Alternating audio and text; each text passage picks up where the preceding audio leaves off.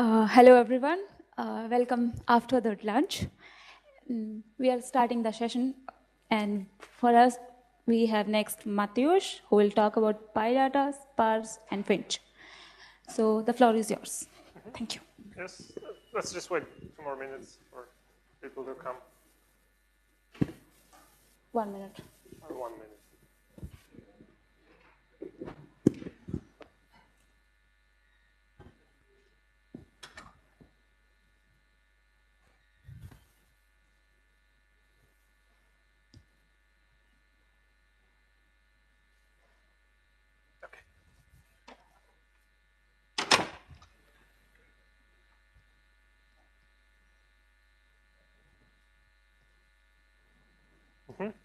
Okay, so I think we can start. So I'm Mateusz, I'm software engineer from QuantSight, and today I would like to talk about the PyData sparse and Finch compilers, so basically sparse computations.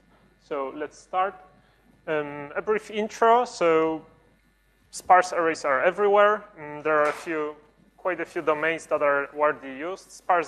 Sparse array is a one where most of the entries are non-zeros or non-background values, depending what we decide is a background value. There are a few formats that are supported to represent sparse arrays. Apart from like dense, we can have like a COO or a CSR, where you, for example, store only the indices where you have your non-zero entry. And to visualize it, here's a simple COO representation. So instead of a full matrix, we only store rows and columns where non-zeros are present, and that's where we know the data is. All the other entries are basically a background value that we decide to have.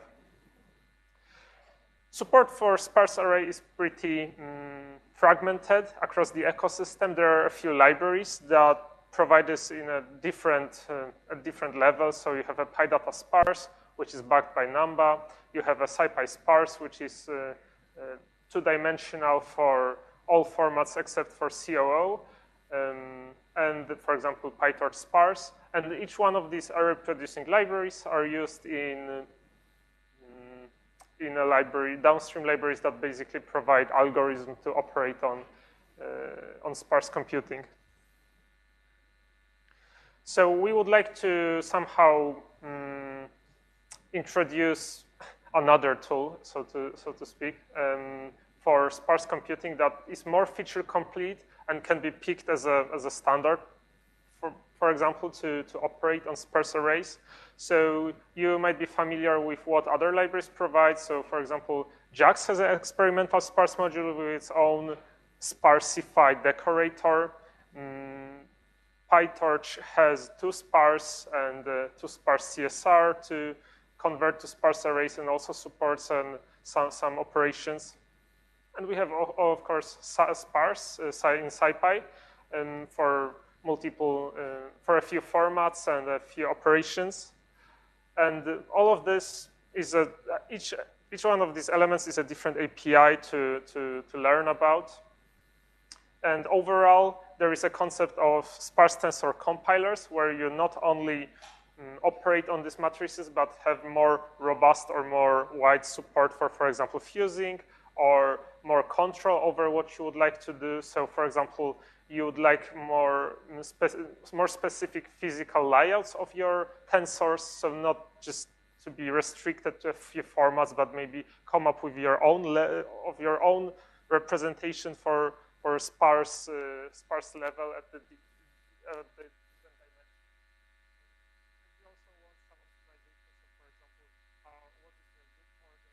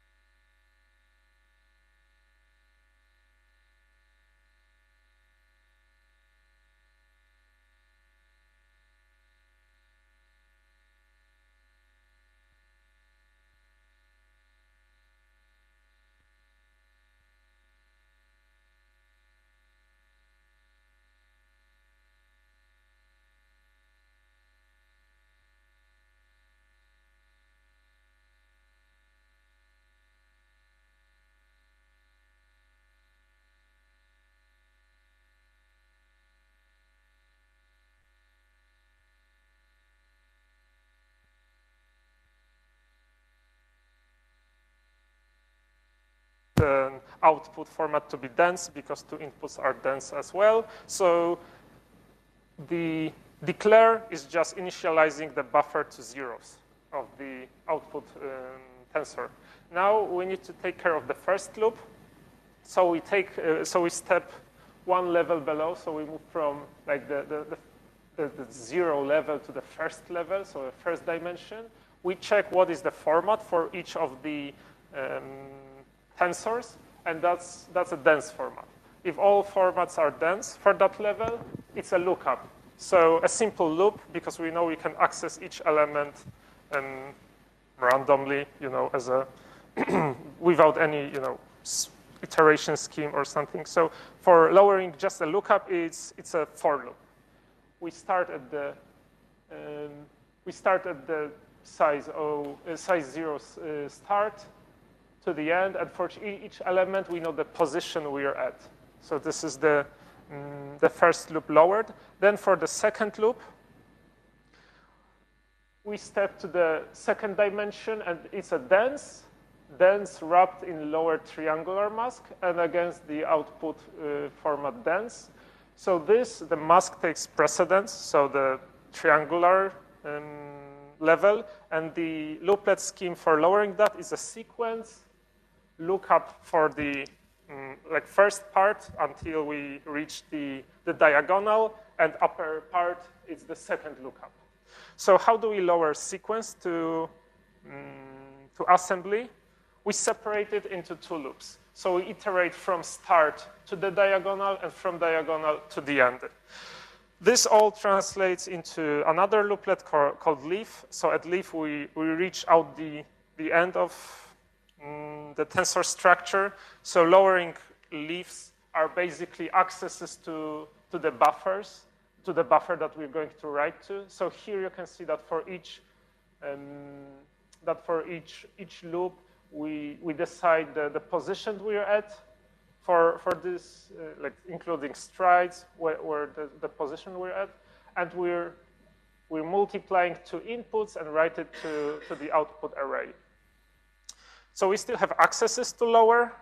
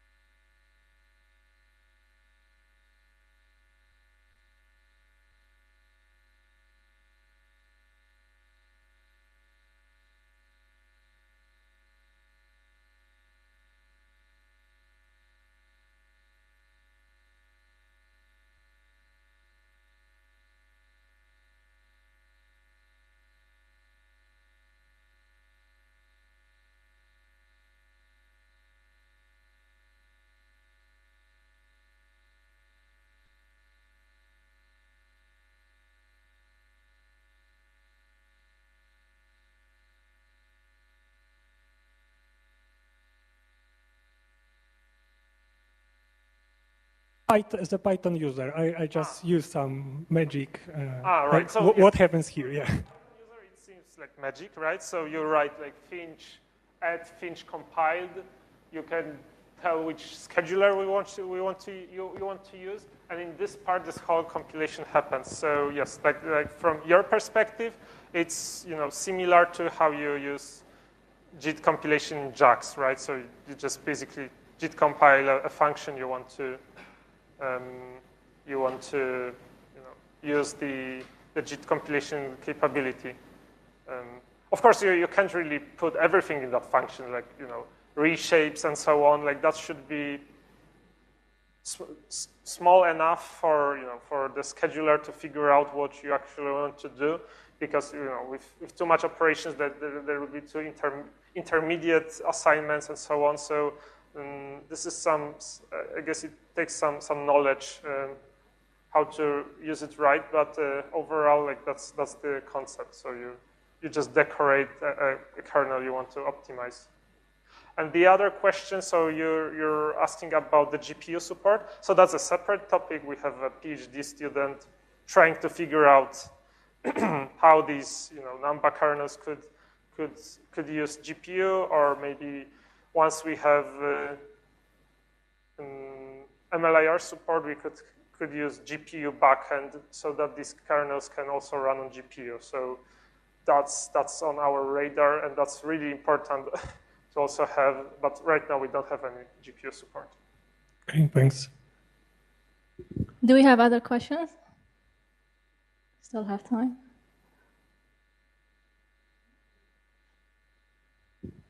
Thanks. I have a bit of an understanding question, maybe missed some part in the beginning. But how does this play together with like the existing like PyData sparse, I guess, which was in the title, or like SciPy sparse? Because I assume it's a lower level solution that I guess you could use for both libraries. Mm-hmm. Right. So so the question is if you can replace your SciPy sparse code with Finch compiler.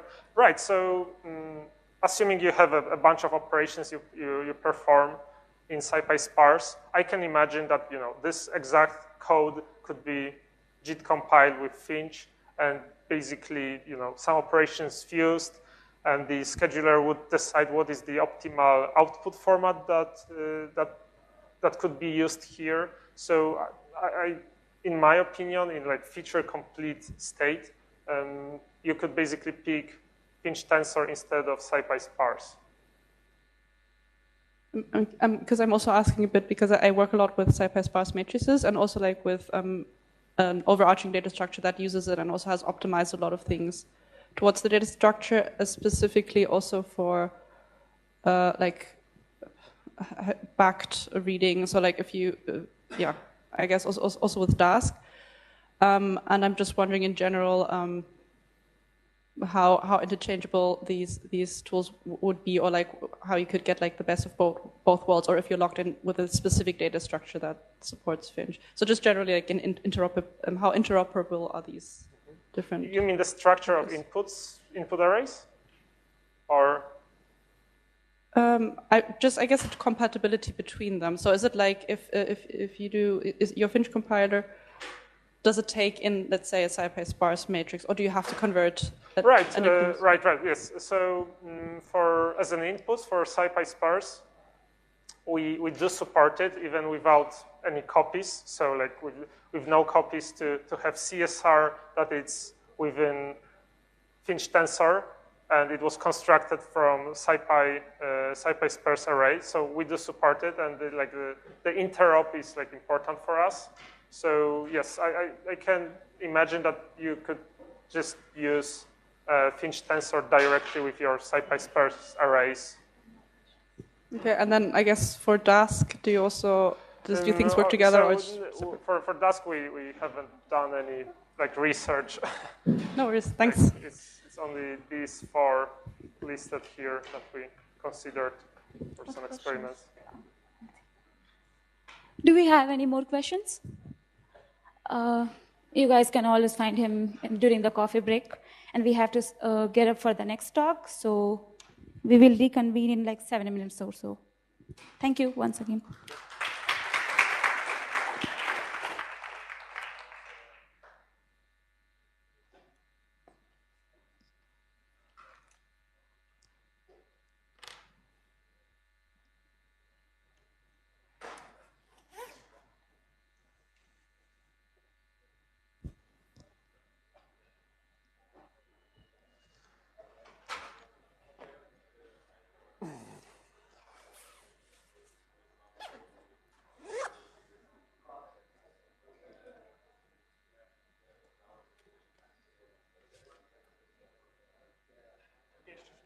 Okej, no jasne.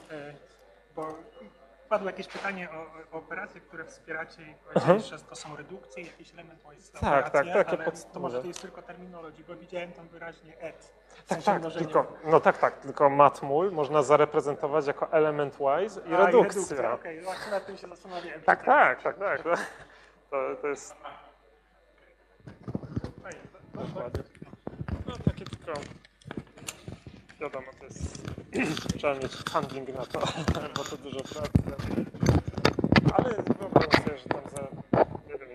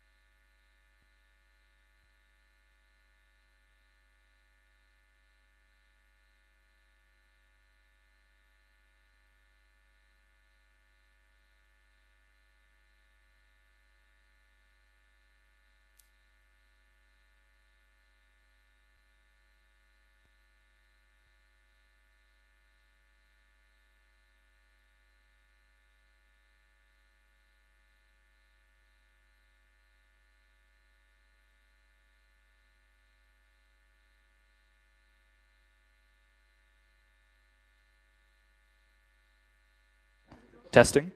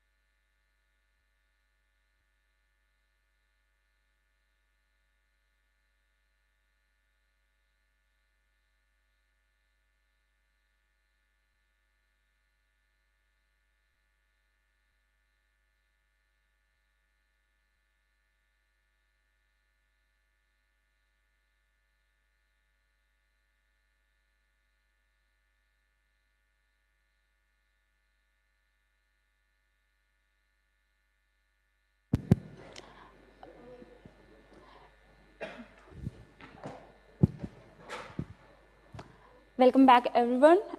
Next, we have Lucas and Wolf, who are going to talk about Pixie. So let's give them a warm applause first.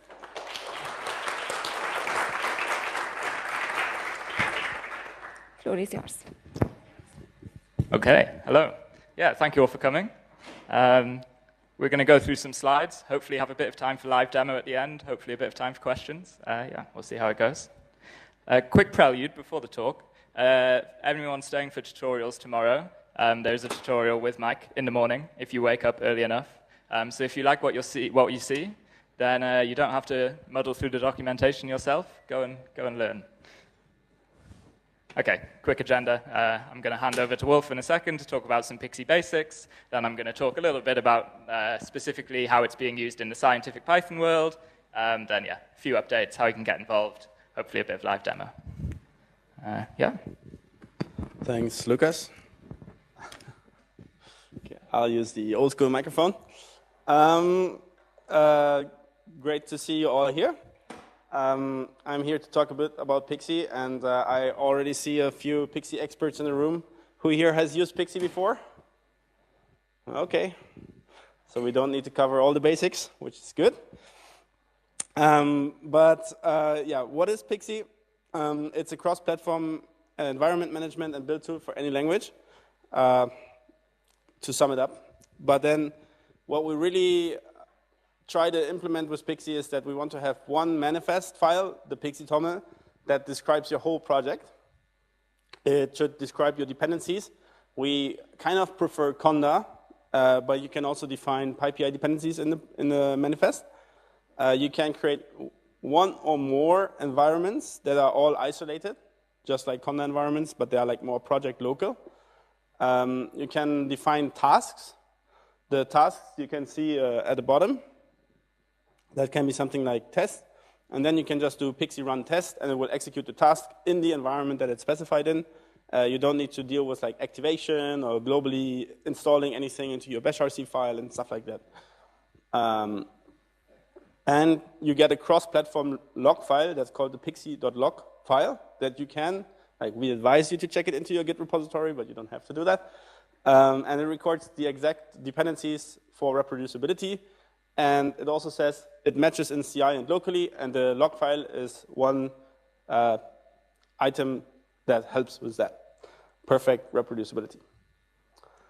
Now, one of the biggest benefits of Pixie is you check out, like you use Git to clone some repository from somewhere, and then usually you have a README that says like apt install these compilers and CMake, and then use pip to install a bunch of other libraries, and then maybe it works or maybe it doesn't, and you have to activate the virtual env and then run your sting. All of that you can throw away and just put pixie run start into your README, and it will set up all your dependencies on Linux, Mac, and Windows, and ideally it will run beautifully. That's kind of our goal. Now, back to tasks, because we only showed a very simple task so far. The idea, is very simple. One name, the same command runs on every operating system, which is like not as trivial as it might sound, because on Windows you don't really have like Bash pre-installed. So what we use in Pixie is like an integrated thing that's called Dino Task Shell from the Dino project. That kind of emulates Bash, but in a cross-platform way. So you can use the same commands on Windows as well. You can also go one step further, and we see one task here that has this depends on key. It actually start here, doesn't do anything on its own. It just depends on build and test. And depending on means it will run, build, and test before executing itself. So you can build like a whole graph of tasks. Tasks can take arguments. So what you see here in the format task is this Ginger syntax for path that you can pass into your command.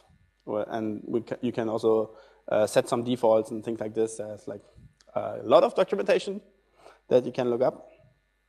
And inputs and outputs are a feature to add caching to your tasks. So you can say, if the inputs haven't changed between the previous invocation and this invocation, don't do it again. Same for outputs. If the output already exists and it hasn't changed, just keep the output. So you could like download a file, and if you have it already, you don't need to download it again. And what we already mentioned, you can just do pixie run, task name, and that replaces a bunch of other stuff that you would maybe use otherwise, like make files, shell scripts, etc. Now, that's great on your local machine, but it's also pretty cool on CI. So for example, on your laptop, you can do pixie run test. And in GitHub Actions, you can use a cool sort of action that's called setup pixie. And that will automatically download pixie, put it in your path, activate caching for your packages and other things that pixie does.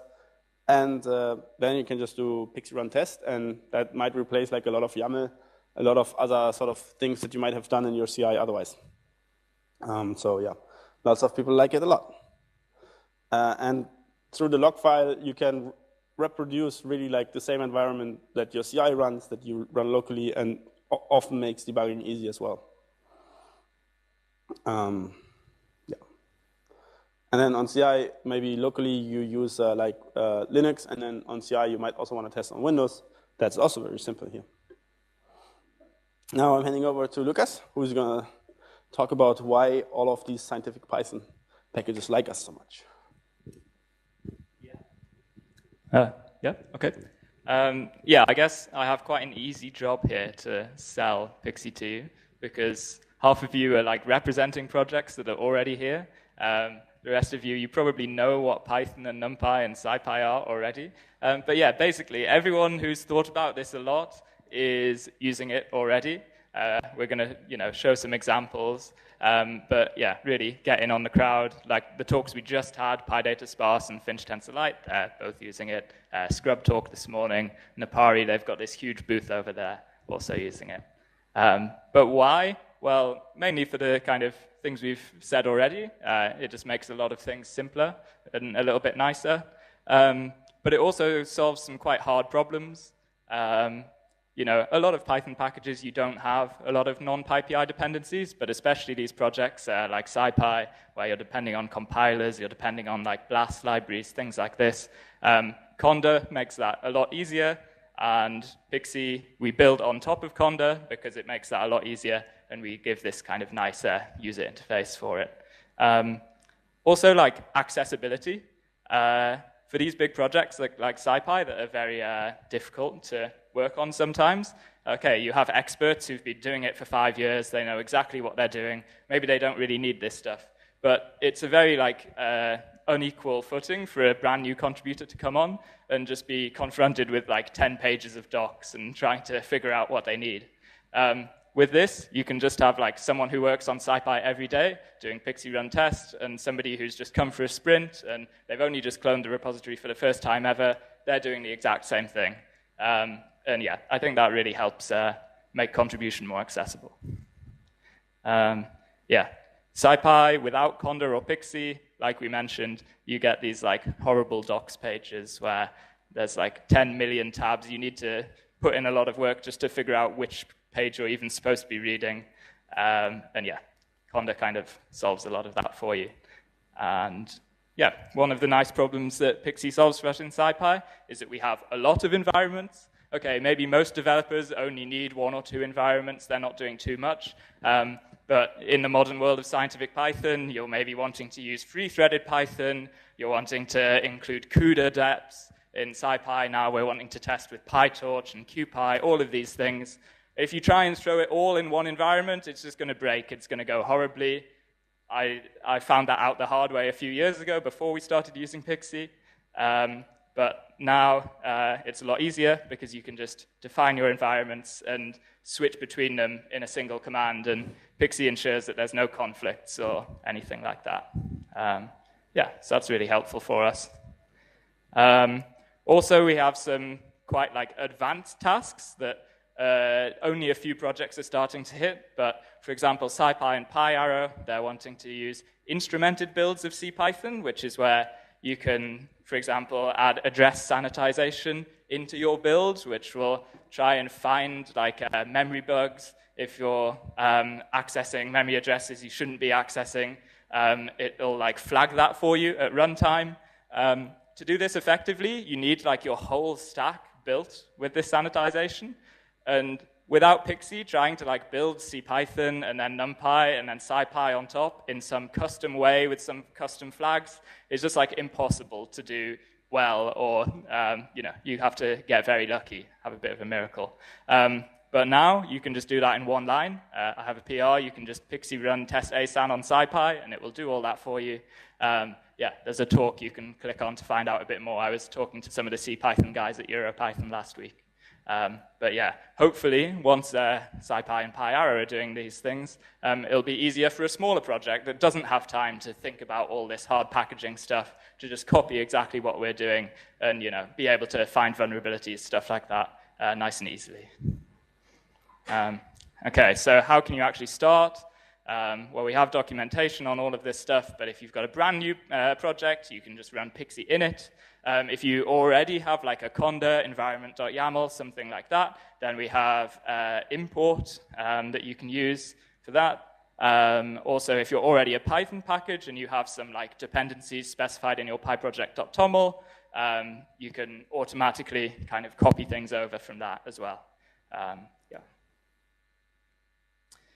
And one thing you can do is not only specify how somebody works on your package, but actually how to then build your package and how it can kind of grow into something that other people can install, something that will be distributed and that other people can maybe depend on from source, depend on a development version. We have this package table in the Pixie manifest, and we provide these build backends. So we have one for Python, Pixie build Python, but actually if you're working in other languages, we have a Rust backend, a CMake backend, stuff like this. And it's just this nice unified framework to be able to tell other projects, this is how I want you to use my project. This is how I'm intending it to be packaged up into a nice single package for you. Yeah, and I'll hand back over to Wolf now to talk a bit about Pixie Publish. Oh, yeah. Yeah, so Lucas just showed you how Pixie can be used to create a package, which is kind of something that we spent a lot of time on for the past 1.5 years, I would say, because in the Conda universe, you usually had like Conda as like the sort of user-facing thing that everyone kind of used, and then Conda build for like the experts that wanted to actually build packages. And yeah, with Pixie, we're trying to bring those two things together and make everything kind of doable from a single, relatively simple TOML file. And yeah, so we had Pixie build for a while. We actually deprecated Pixie build because we might want to use it for something else later. What we now have is Pixie publish. With Pixie publish, you can basically say, okay, I have this Pixie TOML file, it defines a package, and now I want to publish it somewhere. And one, obviously, our preferred location is prefix.dev channels. That is our website where you can create your own little channel, private or public, etc., etc. But like we also offer a lot of other options. SciPy already publishes their packages in CI. It might be nightly builds or something like this. You can do all kinds of things. You can use trusted publishing, just like on PyPI. You go to your channel and you define these are the repositories that are allowed to publish to my channel. You can add SIG-store attestations, and with trusted publishing, you don't need any long-lived tokens. So if you don't have special needs, don't even bother to create an API key on our website. And then I mentioned that there are other options than just our prefix website. You can just as well publish to anaconda.org. We have built-in support for that. You can publish to Cloudsmith and Artifactory, which are two other companies that a lot of enterprise users already use. Or you can just make a S3 bucket if you want, and then Pixie will also like run the indexing afterwards. Because our kind of thesis is that we want to grow Conda packages as like a unit of, or as an artifact into something that becomes as big as, let's say, Docker. And like doesn't, like vendor lock-in wouldn't really help us. So we're trying to make it very sort of trustable. Now some cool features that you might not have seen yet. We implemented conditional dependencies, which you might know from the PyPI world, where you have these environment markers and stuff like that. What we have is a when syntax. So you can say, I want this package, but only on Unix, or you want that package as a dependency only when you have CUDA of a certain version. You can also combine them, that's not shown here, with like and or. This is mostly useful for like no arch packages that might pull in some dependencies. We also implemented recently as a Conda enhancement proposal. So these are two Conda enhancement proposals that we published. Extras, also a pretty known feature from the PyPI world. For example, SQL Alchemy, they might have a bunch of dependencies for the different database backends that you don't really always need, but only if you want SQLite or Postgres. And so with extras, you can very easily implement that for your package. And then you have an extras equals foobar syntax to pull in one or multiple extras. And another thing that we recently shipped is workspace dependencies. So if you have multiple environments or packages, you can reference back to your workspace to grab the dependency specifier from there. That works, sorry, both for binary packages and for source packages, so it makes it easier to kind of share dependencies. Yeah. How can you help? You can try Pixie and share your experiences with us. You can also grab a sticker up here and stick it on your laptop and spread the word. Also, please give us feedback. Like we've been collecting feedback for the past weeks because I just came back from SciPy in the US, where we also met a lot of Pixie users. You can, I also have a Conda Forge hat, so you can also contribute to Conda Forge and add packages that you want there. Yeah, you can talk to me if you need help with that and expedite the process. You can join our Discord. Oh, whoops. You can join our Discord and then just like hang out with us and ask questions, and we are happy to help. A little bit about prefix. Yeah, we've been building Rattler. That's the low-level stuff in Rust, Rattler build, and Pixie, and it's all open source. and we want to make it successful.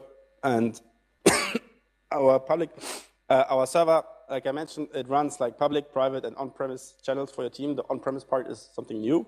If you're at all interested in that, feel free to talk to me.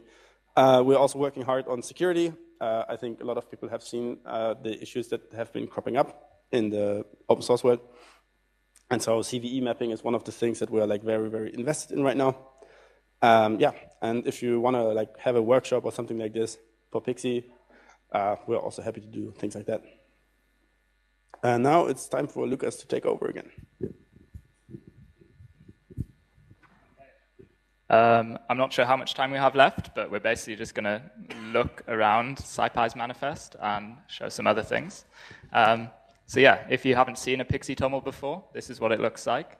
You kind of define what platforms does my project work for, where am I actually pulling in dependencies. Most projects will use CondaForge, but you can point to your own private channels, stuff like that very easily. Here we define actually what is the SciPy package. So it's a Python package, we're using that backend, we need these compilers, these dependencies. And then in SciPy we have lots and lots of different environments. Most of these will get used quite rarely, only by 1 or 2 contributors maybe. But it's very handy because when one contributor goes away and another one comes in, they can use the exact same environment the previous person was using. And yeah, it makes that whole story a lot nicer. Another way to show this is in the CLI. We can Pixie task list and see all of these different things that are just as easy for a brand new contributor who's only just cloned SciPy to do as somebody who's been working on it for a long, long time. Another cool thing we have is Pixie GUI. This is a GUI front end, so maybe if you're collaborating on a project with somebody who isn't so confident on the CLI, it's very easy for you as the more experienced one to define your environments, define your tasks, say, you know, this is exactly how it's done, and then you can tell your collaborator, hey, just search for the lint task. I want you to run this every time you've done something, and then they can click play. Pixie makes sure it's done in exactly the right environment, and you know, this works for nice simple stuff like that, but it also works for, you know, much more complicated if we're wanting to use ILP64 BLAS, like Evgeny was talking about before. We can just do that immediately, and you know, okay, on the conference Wi-Fi, it's going to take 10 years to download the new BLAS library. But yeah, the good thing is that you only need someone to figure this out once and write it down in the TOML, and everybody else can just piggyback off that work, which is nice. We also have a nice little editor here for your manifest. Okay, for SciPy, it's kind of a mess. We have so much stuff, but if your project's a bit smaller, then this is a nice way to like interact with your manifest, edit the TOML automatically. And we also have an inspect page where you can see for all of your different environments in your project and all of your different platforms, what are the packages that are in your environment. You can, for example, sort by size, see, okay, like in our build end, which things are the biggest things. Maybe you want to cut out some dependencies, something like that. You can also click on a dependency to see all of its metadata, you know, when was it built, what license does it have, and you can click through on its dependencies. So NumPy here, of course, it's depending on Python. It's also depending on this libblas library. Again, you can see exactly where that's coming from. And yeah, I think this is obviously very useful for people who are debugging environments and people who are doing that kind of hard work, but it's also just nice as a project to get a bit more familiar with what your dependencies are, what you use, and you know, yeah, I certainly found it helped me, like my mental model of working on SciPy got a lot clearer after being able to play around with this. Yeah. I think that's about it, so we can sort of finish and have a bit more time for questions. Yeah.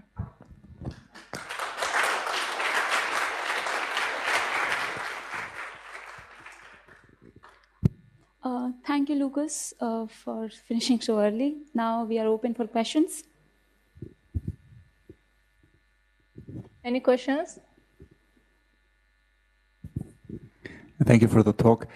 Can you elaborate a little bit on the build and publish story? So you can build conda packages, but typically you want to build conda packages and PyPI packages and publish to both, and you try to not duplicate too much of the specification?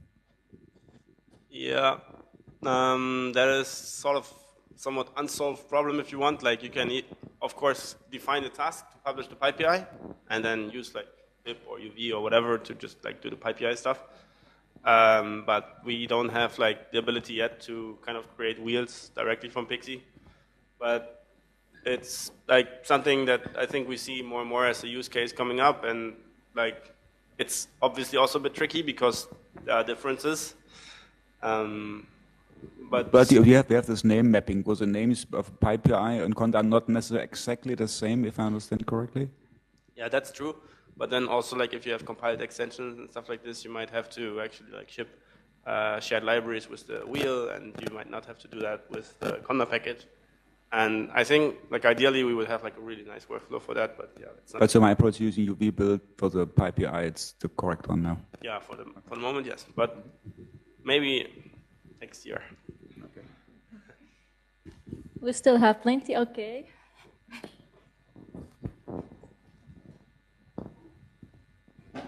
There. Do you have a Pixie for the 64-bit indexes for SciPy? Yeah, so that's this task that I showed. So this is specifically accelerate with ILP64 BLAS, which is the BLAS libraries are very confusingly named. LP64 is actually like the 32-bit one or something, and then ILP64 is the 64. But the magic we have for SciPy is, okay, we have a custom build directory, we specify that we want accelerate BLAS, but then we have these flags here where you can choose which Python BLAS API you want, and some like BLAS symbol suffix stuff here. This is stuff that Evgeny's worked on. And then in our build system, that's all handled by Meson, which is like getting a little bit off topic, but yeah, we have various ways to like ingest those arguments and do different things for BLAS depending on what we have. So yeah, you can see how we're doing that, but kind of the Pixie point is that, you know, Conda Forge, because it distributes all of these different BLAS libraries, it's very easy to mix and match and kind of use them on demand, and then do this kind of tricky build system work without having to hit your head against the wall every time you need to go back to doing a bit of normal development for 5 minutes and then come back to it at a later date. Yeah.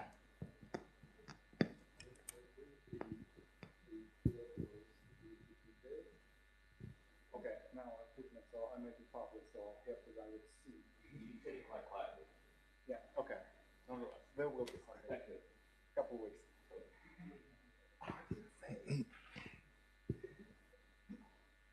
When you mentioned, or when you show the Pixie.tomo on for SciPy, I couldn't help but to notice that there was UV in there, and I feel like, you know, even a word of how do these two, UV is probably the biggest competitor of Pixie right now. So I'm just curious, how do these two play inside the same project? Is it even advisable? And what are the differences between the two? Sorry, that's a bit of a loaded question, but I'm genuinely curious between the two. Yeah, there's a lot to say. I can say a few things. This UV usage here, okay, this is a bit outdated. You actually don't need it now. Pixie would give you this by default. Basically, when you're building a Python package, you need to invoke the build front end. And you can do that with pip, but you can also do that with UV, because UV has re-implemented pip. We like UV because it's written in Rust, it's nice and fast. So that's specifically why it's being used here. But actually the connection between Pixie and UV goes a lot deeper. Like we mentioned, you can install packages from PyPI with Pixie, just like you can Conda packages. And we kind of reuse a lot of UV's work doing that. But it's nice and fast because we use the UV Rust crates. Pixie itself is completely implemented in Rust, so we don't actually use the like front end, like CLI for UV. Instead, that's all being done at the Rust level. And yeah, I mean, it's great that it's all open source. We get to kind of have the best of both worlds in Pixie using both. In terms of like, when would you use Pixie versus UV? If you're only ever developing Python packages and you never ever have to interact with like some dependency that isn't on PyPI, then probably UV is all you need. I mean, Pixie still has a lot of nice things, like this whole task system is very rich, the like cross-platform shell, this kind of stuff. There are reasons why you would want to use Pixie over UV, but for simple cases, maybe UV is good enough. But I think as soon as you start working on a project where you hit these problems and you hit these tricky things where just having UV on top of whatever system you have or whatever system your collaborator has isn't enough to make it reproducible, then you see the benefits of Pixie, and at least my experience was I kind of just started wanting to use it everywhere once it solved those hard ones for me to have like a nice consistent experience everywhere. Yeah. Any more questions?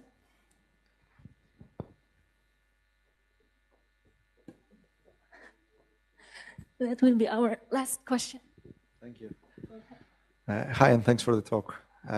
Just sort of to follow up on the last question, I guess, as well. So Pixie has their own, the Pixie Tomo file, so you have your own manifest file. And then other tools like UV and Python itself, they use the PyProject Tomo file. So how does the compatibility between those two look? Because, for example, I work in a lot of projects where maybe some people like to use UV, and at the same time, we want to use Pixie without having to write another file on top of that. Is that something that's possible or will be possible in the future? Thanks. I don't actually have an example right here, but you can just use tool.pixie, like you can use tool.uv, and the exact same syntax that you have in pixie.toml, you can just put in pyproject.toml instead.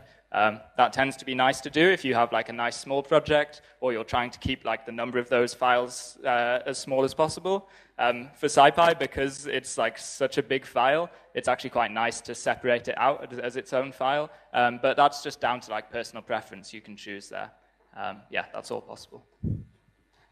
Thank you again, Lucas and Wolf. And we will have like 10 minutes break for after that will be the next talk. Thank you. Get some stickers.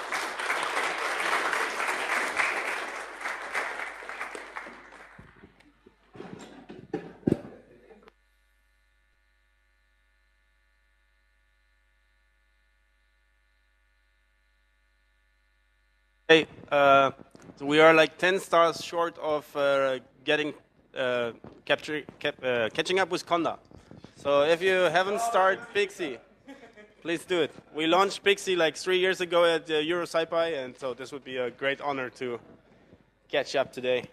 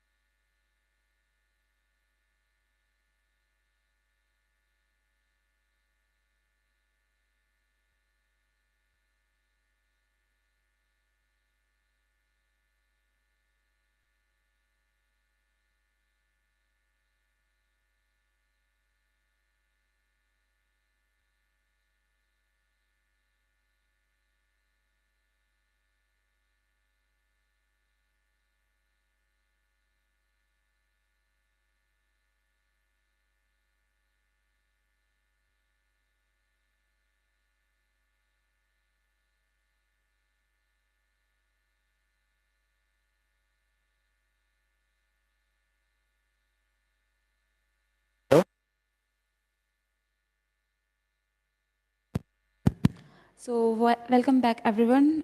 We have Daniel who will talk about automatic scientific paper classification at scale with retrieval, re-ranking, and LLMs. So please give him a warm welcome.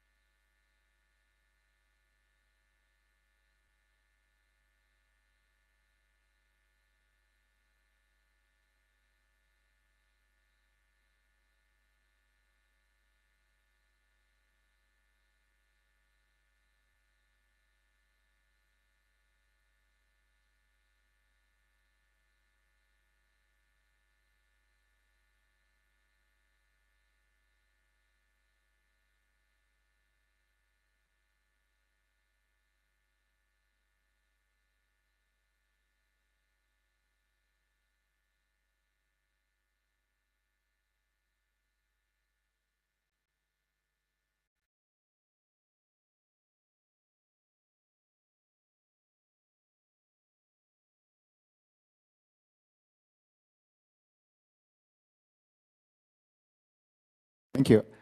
Two questions, actually. One, how would you think how specific your takeaways, your results are for your data set? So if you were to redo things on, I don't know, archive instead of MDPI, how much will survive? Okay, so I start answering here. So, well, we both have MDPI database, which is our proprietary papers, and also Scilit, which is a database that has been maintained and built from MDPI, which is considering inside also other publishers. What we did at the beginning was to see the distributions and make some comparisons between MDPI keywords at first with Scilit keywords, just to see if there were, how much was the overlapping, if we were covering all the academic space or not. And we didn't see that many big differences between the two. So we were, since we also have knowledge inside that our company is spread into all the academic research areas, we were going in this direction. And of course, there can be some bias because we were maybe not overfitting, but more focused on our product. But I think that for what we measured, the keyword distribution from the MDPI and overall are not that much different. So not 100% to be sure, but for what we found out, we enabled this pipeline. Thank you. Is it okay to ask the second one, or? Yeah, so the other one is more like nebulous sort of question. What happens in one of my fields, it's theoretical physics, there are things get reinvented. What happens in 2025 in cold atoms have been done in 1973 in solid state, for example. So what do you think, this kind of analysis, can it be helpful to find out these kind of things without having an expert who was there in 73, so who knows about that paper and can judge the paper from 2025? So where? Sorry. Yeah, let's see. To summarize, can an approach similar to yours find out if multiple papers explore the same idea in maybe slightly different settings? Sure, this is exactly the goal, because after we have, actually we try to simplify unstructured text, which is a paper, into some predefined labels in the end, okay? So after we have these labels, we can cluster them, we can do many things on top of this, and we can even try to see the similarity between each text, for example, or also how much they share the knowledge. So our idea is also to build a sort of graph, big graph on big dimensional space, where we can put, for example, in a corner all the papers that are talking about something specific, you know. So for example, if there is something in dentistry and some machine learning models applied on dentistry, I don't know, something like this, they will share the same space. They will be embedded very close to each other. So once we can clusterize this huge space together, we can even find out which are the papers that are included in that cluster. So of course, we can do many things like this. We also did something in the past in our team about resubmissions. So for example, we had some, we rejected some papers, for example, but we found out that very similar ones were ever published later in another competitor, for example. And this is easily done because we can embed title and abstract for our rejected papers, and we can find out of all the papers published in our competitors, for example, where this has been published. So, and this is very easy to do thanks with the embedding models, where we translate text into some numerical representations, and we can join them and do whatever calculation we want, based on cosine similarity, for example, and whatever. Do we have any more questions? I have a question concerning the interface of the MDPI. I mean, when you've shown the ranking. Yeah, this is still a prototype, but okay. I would know. I mean, how you achieve the interpretability of the ranking, because when you click, for example, on a concept, okay, it outlines. I mean, the sentence that make the concept up on the ranking? Okay, so your question is how we measured and evaluated the ranking. Yeah, I mean how you match the concept to the this Okay, this so yellow this yellow part. yeah. Okay, so I explained in this part here. For example, is here. So or here. So what we did was to split our title and abstract in many chunks. For example, the whole title. Then we split the title in 3 steps, which is the second rule. Then we had many trigrams of the title and some other similar approaches for abstract, the ones in orange, for example. So we had many vectors, many embeddings for each paper, okay? After we have this, for example, we have, this is the, for example, is 1/3, so it's the second method we saw, so we split the title in 3 parts with overlap, of course.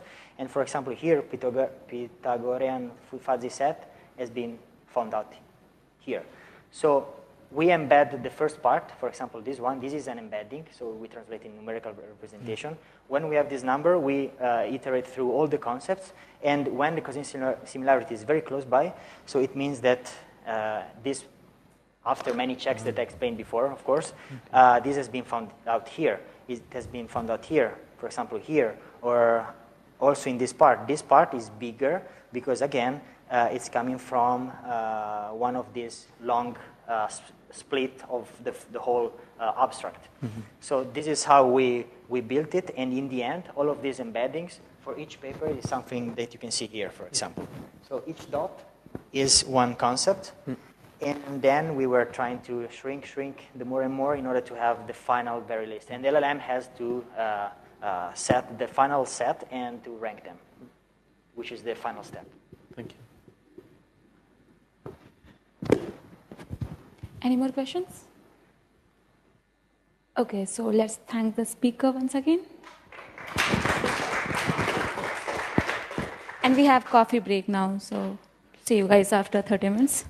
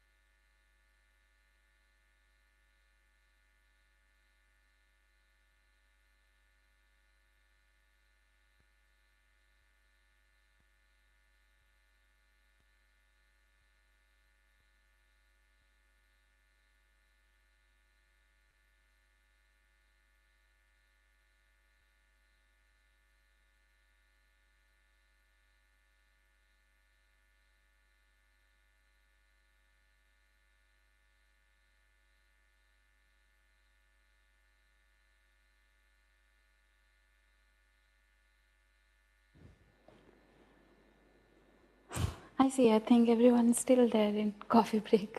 But do you want to start now? We can wait. We can wait?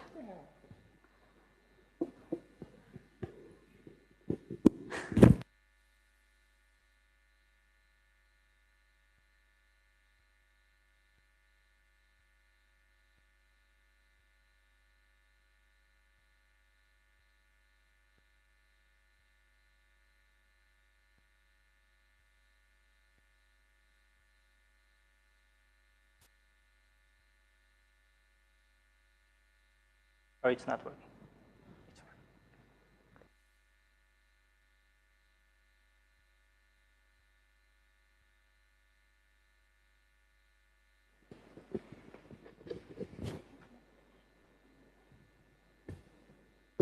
When there is a coffee table. I think so.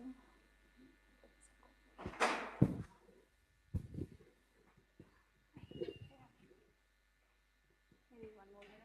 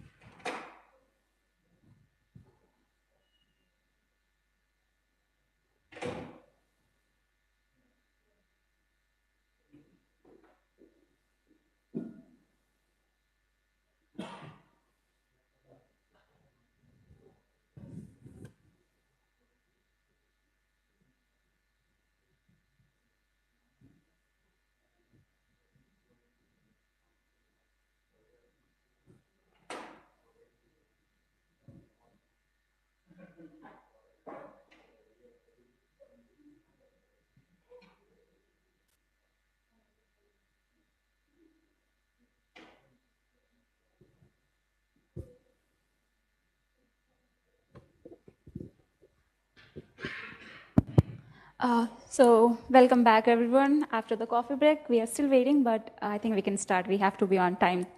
So please welcome Pavel, who will talk about optimizing geospatial processing. So floor is yours. Thank you.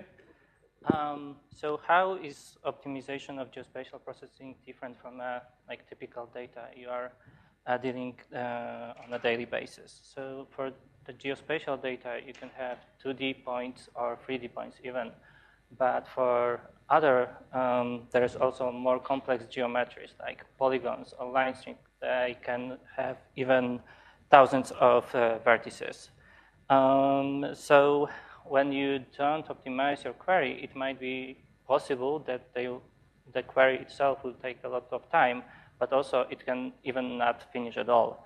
And Apache Sedona gives you a lot of optimizations built in the package, but still you need to use them carefully to make your application robust and efficient. And what's more important, that distributed doesn't always mean the best solution and the fastest one. So as an example, let's try to look at that special join. So special join is basically the join where you compare two data sets based on the special relationship, like ST intersects in this example. And the queries look similar. On the left side, we have a query where we take the data from trips, but we join zones. And in the second query, we have a different order. So we take from the zones, but we join the trips table. And the join is itself, it's inner join. So basically, the result is the same, but still when you compare the efficiency of those two queries, we can see the difference in the time, how fast it computes. So on the left side, we can see that the query is faster, like 5-6 times. And they use the same data, the same tables, the same data size, and even the same data format underneath. And why it's actually happening? And the question is actually the unoptimized query and how Apache Sedona actually works underneath. And as like a hint for that, why it's actually happening, and we'll talk about that later on during this presentation, it's about the special partitioning and how Sedona distributes each of the partition. So let's talk about Apache Sedona itself. So Apache Sedona initially was a Spark extension, and it was named GeoSpark, and back in 2020, it joined Apache Software Foundation. And I am PMC member of that project since 2019. What else? Right now, Sedona is more complex solution, so it also supports additional functions for Snowflake, also for Apache Flink for streaming. It supports GeoParquet for reading and writing, and in the newest versions, upcoming versions, it will also support the special parquet. It supports many languages, Python, Scala, Java, and also it supports 3D space and also raster dataset. So you can combine geospatial vector computations with raster datasets in one engine. But Sedona is mainly focused on the distributed processing, so it works really well for the larger datasets, but there is like still a gap in the data, geospatial data processing, and that's the reason why Apache Sedona DB was created. So it's from the ground up built for the geospatial processing. It is written in Rust. It uses data fusion. And it, of course, has all the optimizations, special indexing, special statistics, and also supports raster dataset, and recently even introduced using ray tracing, for instance, on GPUs to improve the performance of some queries. And how we can compare the geospatial processing. So far, there was no such thing like benchmarks for the geospatial data. So that was like recently introduced by Sedona community, and it's named Spatial Bench. And there are like plenty of tables there.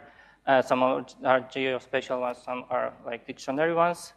And the Spatial Bench also exposes a CLI, so you can easily install. First of all, you can easily install that CLI, and you can easily download the database on the scale factor, so you can test for the smaller data sets, larger data sets, and even like enormous data sets. So when do we need to optimize geospatial pipelines? So first, like first point would be like when your application is working more time than you would like expect from it. And when your application is utilizing more memory or CPU when you would like to. Also when your application crashes, and in that case you might need like to fix it immediately. And when your data occupies lots of storage, so if you are using inefficient data storage for geospatial data, you might increase your cloud bills or something like that.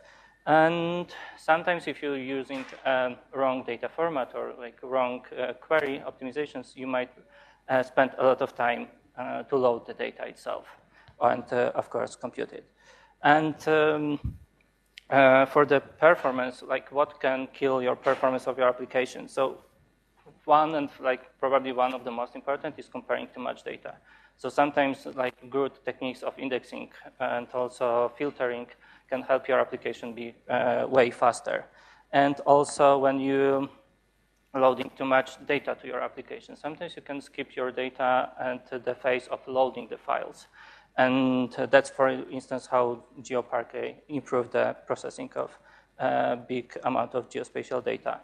And in the distributed systems, you can also deal with the skew, data skew, hot partitions. When you, one of the workers or like a couple of workers do almost all the work needed, and other like stay idle for the most of the time. And sometimes you use optimized functions. So for instance, in case of any library, for instance, the Spark-based one, you write UDF functions, which are, they are not the fastest one in comparison to the native ones. And when you don't use, for instance, indexing for the processing of geospatial data. And let's, again, revisit the example from which we started from. So as you can see, like the difference between the computation time is significant. So what we can do is to look at the for the computation graph, execution graphs, because Apache Sedona utilizing underneath Apache Spark, so you can see how it looks for the left query. And for the left query, yeah, we can see some tasks are executed slower than others, but still we have like reasonable split for each one of them, so there is not a huge skew for this data set. But when you can see on the second one, we can see that like two tasks takes almost all the time to compute. And why it's actually happening? To actually understand it, we need to dive deeper into Apache Sedona and how the spatial partitioning works. So when you have left data set, before you perform the special join, you assign each geometry to a special partition. And in this example, you can see from the left rectangle, we select the two geometries, and they will land in the partition pointed with the arrow. So all the geometries in that area will land on this partition, and from the dataset A to dataset B, we have the same space where we compare the data, so we can calculate the proper result. And by default, Apache Sedona is using KDB3, so we almost like split that evenly, the number of geometries for each of the partition, and how it actually works. So we built the special partitioning on the left side of the join. We do that on the number of the geometries are like close to each of the partitions on the left side of the join. We do that on the data sample, so we don't scan full table, but we do that only on the data sample, so to improve the assignment. Each spatial partition, of course, is like correlated to that partition, like in definition of Apache Spark, and also left table partitioning is applied to the right table. So that's the reason actually why the left query was faster than the right one, because on the left side we are using the data from like whole world, and we have partitioning a lot of partitions, and they are not intersecting with the right partitions. So if we are using the left partitioning, then only like two partitions gets all the data from the right, from the I believe from the TRIPS data set, and that's the reason why actually the query is slower. So we have another example. The queries are the same here, and they both do the special join, but the difference also is significant between those queries. And the reason, when we look at the Spark physical plan, so first one is actually using, the slower one is actually using broadcast nested loop join. So there are no optimization at all here. So broadcast join is when your application is splitting the data to each of the nodes, it's copying it, so it changes the wide operation to the narrow one. So basically, you can use map operation to perform faster joins, but still that query is super slow. And that's because we are using nested loop join, which compares each record from the table A with table B. And the second one, that the query which is faster because it uses Apache Sedona built-in optimization. So for this example, it uses broadcast index join. So it also copies the data to each of the nodes, but on each of the nodes, there is also created R3 indexing, which speeds up the query itself, and that's the reason why the difference is that huge. So Apache Sedona itself supports lots of optimizations. So one of them is like the range join, distance join, broadcast index join.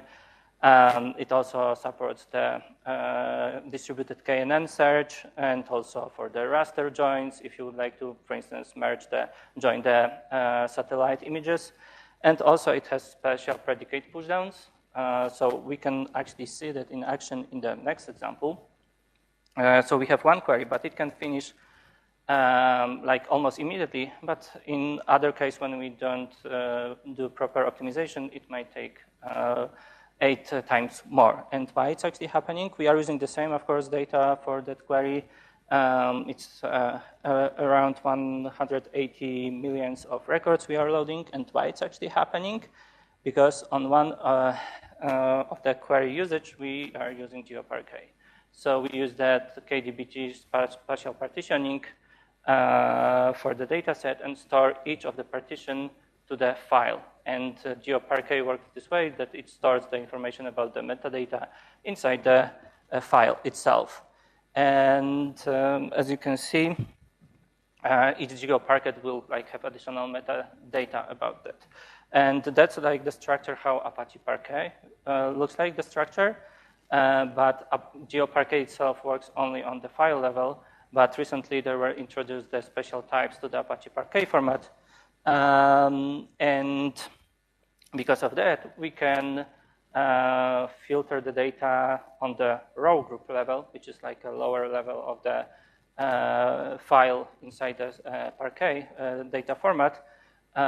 So we can even improve that GeoParquet stuff. And for now, I mean, the data types were introduced, I believe, in the previous year. But still, there is plenty of stuff going on, and probably that functionality will land to Apache Sedona in the next version, which is 2.0. And next example is also a special query, which do some filtering. It also do the special joining, and also some aggregation. And also, we can see that there is a huge difference between how we run this query. And we are not using large data here. And the reason why it's actually can be run slower and faster is which engine we use.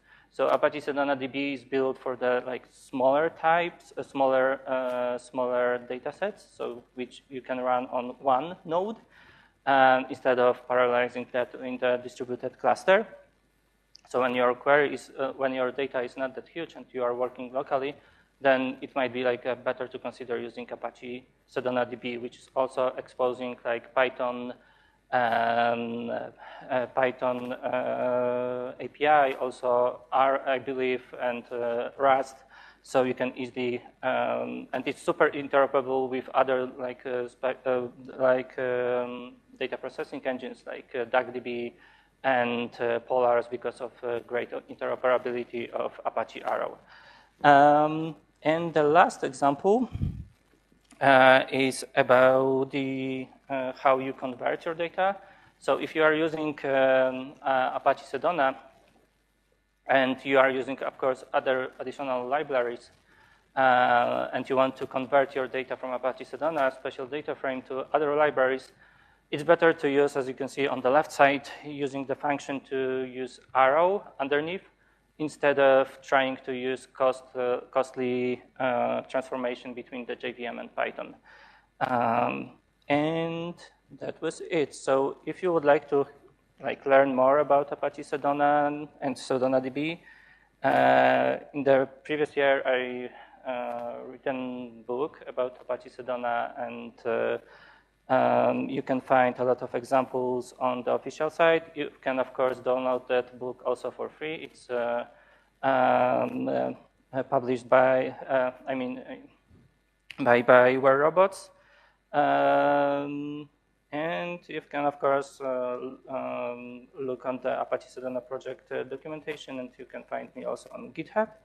And when you go to that GitHub repository, you can find lots of examples created for that book. So for each of the chapter, you have Jupyter notebooks, or maybe my connection dropped. But yeah, basically you have a lot of examples for each of the chapter with lots of Jupyter notebooks with examples and how to utilize and use Apache Sedona.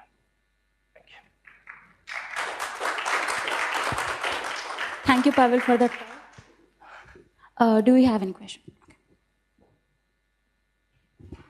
So, hi, Pavel. It's great to see that Sedona is very good for processing vectors, the vector layers. What about the raster layers? I mean, can we perform any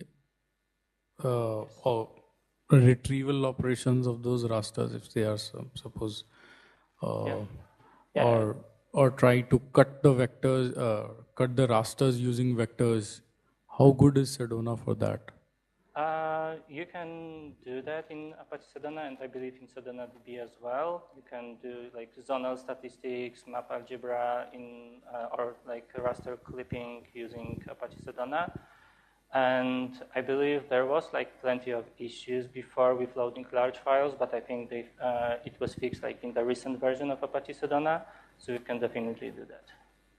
So basically, I mean, because I deal with SAR data, and SAR data is quite huge. So converting them into tiles and for display purpose also, how good is Apache Sedona for that? Yeah, it's hard to say. I think it's getting better, and I haven't tested the recent release with like improvement of loading the large files, but I believe it's like way better than it was. So I will still recommend to try at least if it's actually fulfilling your need. Sure. Thanks. Any more questions? Okay, I don't see any hands, so let's thank the speaker once again.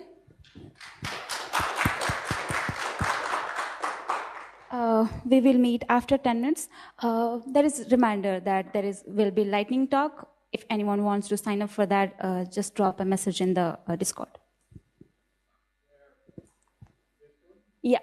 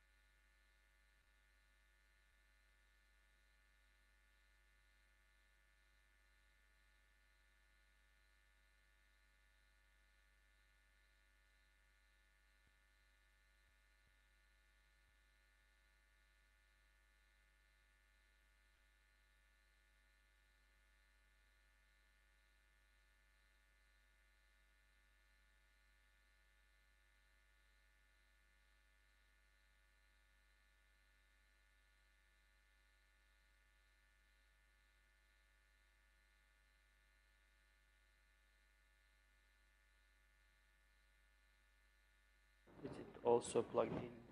Yeah. Okay. Nice. Hello. Yes.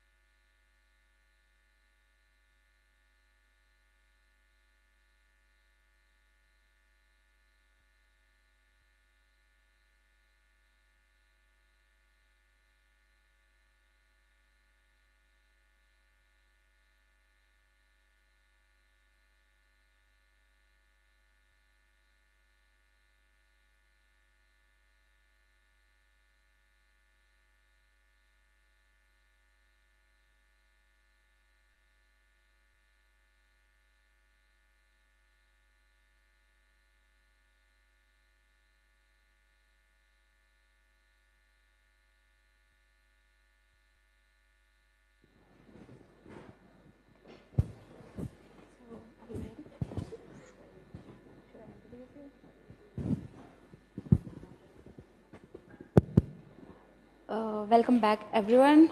We have the next speaker. It's Sion, and he will be talking about embedding data science with MicroPython. So please welcome him for this session. The floor is yours. Thank you.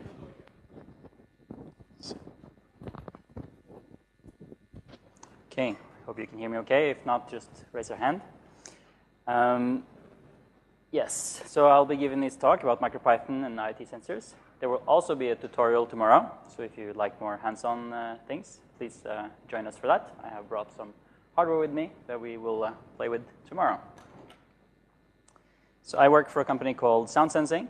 We utilize sound and vibration sensors to monitor HVAC components in a building like this. And we notify the operations team when there is something weird going on, either mechanical issues or control issues.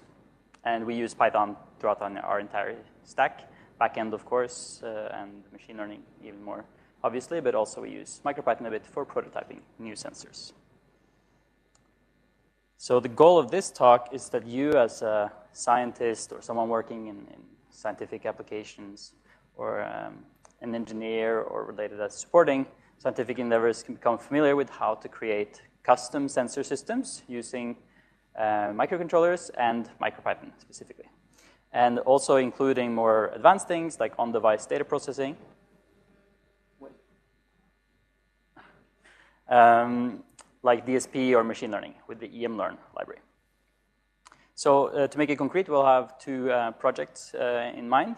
And the goal is to make some sort of IoT device that can capture things from the physical world that we're interested in studying or understanding or maybe controlling. And then have a device that can actively support and encourage data science workflows, which means things like capturing data, exploratory data analysis, annotating data, doing predictive modeling, so classification or regression, and maybe acting on that data, potentially autonomously, with these kind of low-cost devices. So we're looking at one spectrometer and an activity tracker as examples. So when you think IoT devices, the typical, or maybe most common at least, system architecture is something like a cloud-based or wireless sensor network. That's great for some applications, but it's rather complicated. You have your sensors, you might have gateway, you have backend, you are serving that, so there's a lot of infrastructure they need. So here we'll be looking more at a standalone use case, which is much simpler to get started and can also be practical for a lot of cases. This is much simpler, has fewer system components, fewer things that can go wrong, low cost, and no operating costs, which is great for like things that you use only occasionally. And you can have internet be optional if you're in areas where internet is not very reliable. That is super useful. But things will be more resource constrained because basically everything we will do would either happen on the device or in our browser. So no beefy servers. To do this, we'll use a microcontroller. Just a little bit about what that is. So a modern microcontroller is basically a programmable system on chip. So they are relatively advanced and quite powerful, I'd say. Have a couple of 100 megahertz processor, floating point unit is quite standard, and a couple of megabytes of RAM and flash. So we're kind of, in the last 10 years, we stepped away from microcontroller being like only like super, super small devices. You can get something like this for like $3 or so for the chip. And it also has Wi-Fi connectivity and Bluetooth. And there are many other alternatives to this one.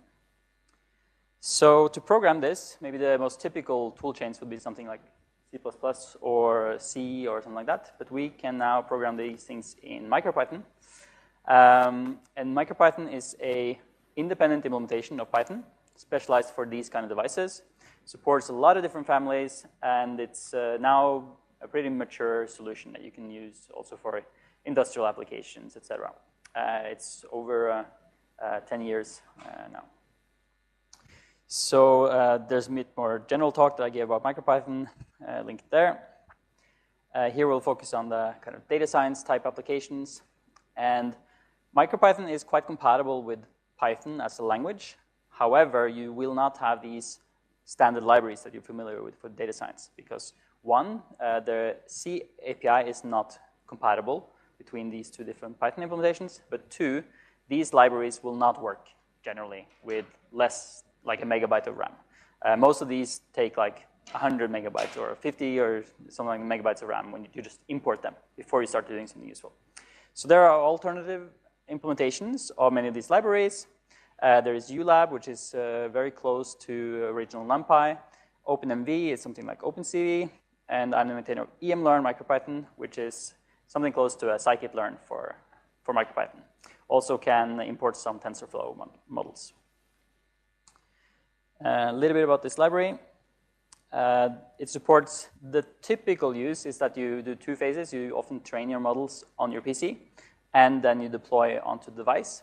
However, we will see now a couple of examples of training on device as well. And it supports this kind of entire workflow. And most importantly, make sure that things are at least conceptually very familiar from scikit-learn and compatible where it's possible. It's not a one-to-one API compatibility, because that doesn't always make sense, but we try to be very compatible. Supports all the usual tasks, anomaly detection, classification, and regression, or the ones that are common for sensor data analysis. And what is going on? Okay, I'm sorry. You'll have to bear with me, I think. These are MicroPython bindings on top of a C library. So you can also use it with a C library if you want. But when you do this, this is, of course, a lot faster than if you would do plain Python, and which is especially important on these small constrained devices. Now, since earlier this year, you can also train models with emlearn MicroPython. So you can actually train the model completely on device or in the browser, and then deploy it onto device without having to go to kind of regular big Python. So we support some specialized implementations that are designed for these like especially low RAM constraints. And now there's also browser support for this, which it makes it possible for the device that you have to like provide a web UI, which I'll show an example of.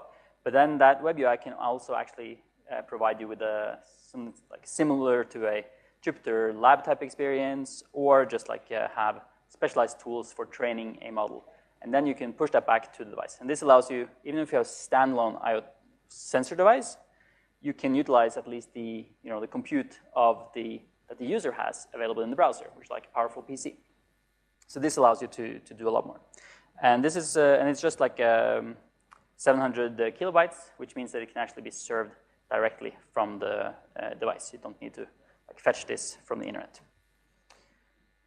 There's a bunch of examples for this library, but we will look at this one, more of a use case of mine. So analyzing edible oils specifically, or anything that could be a fluid, with a spectrometer, a low-cost one.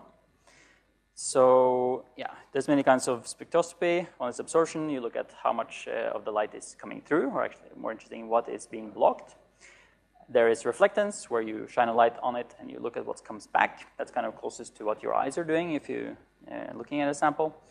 But mostly interesting here is what's called fluorescence spectroscopy, where you have a active light source, typically in the UV range, that you excite your sample with, and then it will respond, and for some substances, it will respond with fluorescence in other frequency bands. Excitation and then emission. And then on the side, you see that a lot of different compounds have well-known emission or excitation emission relationships, which you can use then to figure out what is inside this. And you can do classification, of course, but you can also do concentrations. So this is some samples that I made at home. This is edible oils that I just got in the store. And you can visually see quite a lot of difference in response, at least between the red and whitish and bluish. The two bluish ones look quite similar to the eye, but the tool that we have can actually, it's multispectral, so it can differentiate better than you can. So the hardware is a spectral sensor from AMS, Osram, which has like 11 narrowband channels like this. So it's not a super high resolution spectrometer, but you can use it for analyzing this kind of data. And this one, I made a little jig that has reflectance with a white LED and fluorescence with a UV LED, the one that you saw. And this is a super low-cost sensor. It costs like $6 per chip, or if you buy a ready-made board like I did, it's $25. And then I made some software. This is all linked in the project that uses MicroPython on the device and can do PCA and logistic regression directly on the device. We use Microdot, which is a web server like Flask, but for MicroPython, to serve this web interface that's made in JavaScript so that you can just connect to this device and click, put your sample in, click measure, and then you're collecting the data. It will be stored on the device. And we're using Plotly for plotting, which means that it's like very familiar tools that you would probably know quite a lot of it from before, which is super nice. It doesn't have to be so niche, even though if it's niche application. And then to really support these data science workflows, it's great to have a interactive tool. You can look at the plots in Plotly, but you might want to do more. So of course you can download the data raw, just in the browser, and there's also an API. The web interface uses an API, and you could use that from your PC. So you could have multiple of these stations around, and you could now do some automation with this, for example. And that's very easy from, for example, Python. One thing I find very cool that I wanted to have is a seamless integration with Jupyter, because at some point you might want to go really explore this data. And so you can click this Open in Jupyter button. It will open your browser, and using Jupyter Lite, which is a browser-side implementation of JupyterLab, and they have this URL format, so you can specify a URL. So actually it will load a notebook from the device. So the device comes with an example of how to load data from, the real data from the device. So then you just load this, click execute, and then you have your data there, and you're ready to run scikit-learn and all these things you can install directly now in Jupyter Lite. So this is really building on the accessibility that is existing in the Jupyter ecosystem now. So this is like using the scikit-learn instance of Jupyter Lite. And was that. This one is the activity tracker, similar kind of motivation. Hardware is, of course, different. We need something that we can carry around for physical activity, etc. Mostly an accelerometer. I have given presentations about this before, so if you're interested in this use case, there's a lot of details there. There's also example in the repository. I'll go a bit quickly. One thing I found there is that you need to, in order to have these workflows that will be similar, you need to handle the data more smartly, because now we want to have lots of time series data. So I made a time series database that will run on this device that's similar to Apache Hive style partitioning, so that you can do queries like I'm interested in only this hour, or I'm interested in only in the raw data, which you can't store that much of, but you can store more of or longer time windows of predictions or features. So it supports all these things. There's now a MicroPython library for that.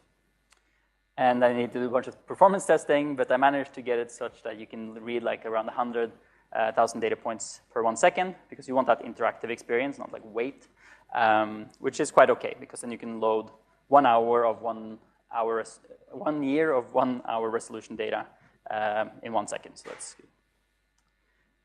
So that this is showcasing that it's possible to deal with a little bit larger data amounts too. The spectroscopy is 52 channels per sample, so it's very low data. But this here is a couple of megabytes per day in terms of data, which also works completely fine on this kind of device. So that's what I had. So to summarize, MicroPython allows you, as someone that knows Python, to make custom sensors. And it scales down to microcontrollers that cost around $10 of hardware, which means that it's very accessible in terms of cost, and it's easy to you can have some of these lying around for just in case I need it in the lab. The EMLearn MicroPython library enables you to do DSP and machine learning models in MicroPython. Now it's both for inference and for training, and that fits directly on the device. but it can also run in the browser such that you can provide these kind of like small data science environments that you can expose as a user interface for like a laboratory equipment, or maybe making a lab for teaching, etc. And when you do this combination of Wi-Fi with the web UI that you serve and on-device storage, you can build standalone measurement devices, and then you can have optionally integration with other systems over the internet. But you don't have to have a lot of infrastructure, and you don't have to be dependent on external services. So again, I remind you that tomorrow we have a workshop, a tutorial. So if you find this interesting, please join us there. Thank you so much. Thank you, Jan, for the talk. It's quite interesting, actually. Do we have any questions?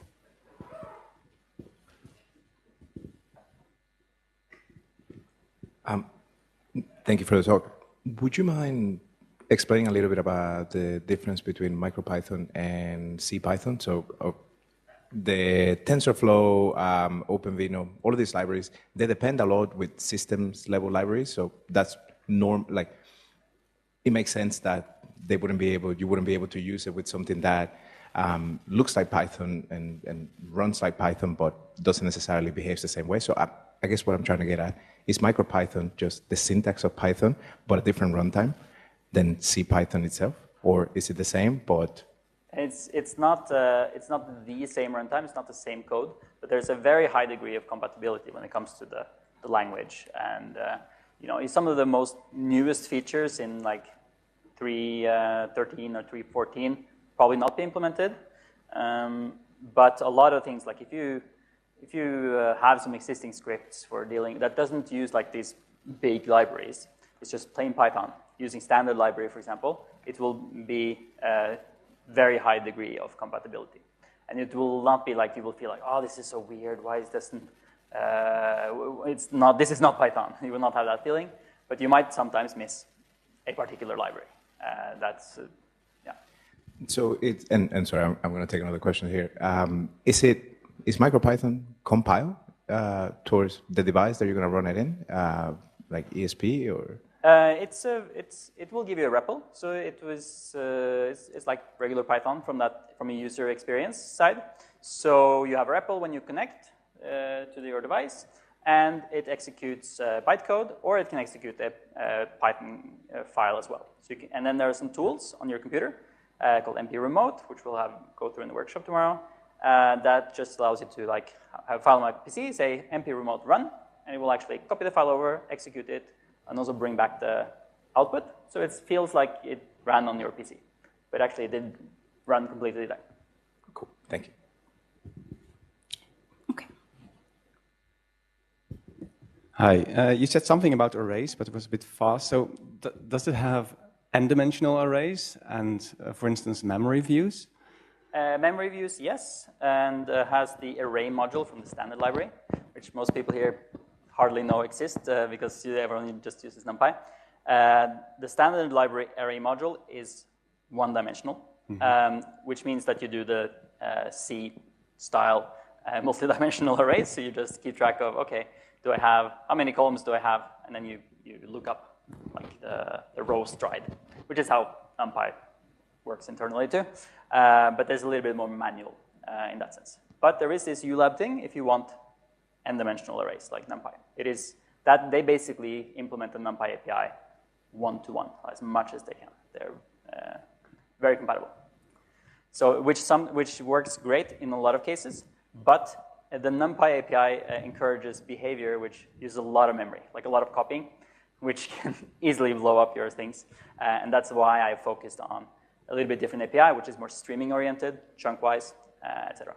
And then, yeah, so one can choose what you want. Any more questions?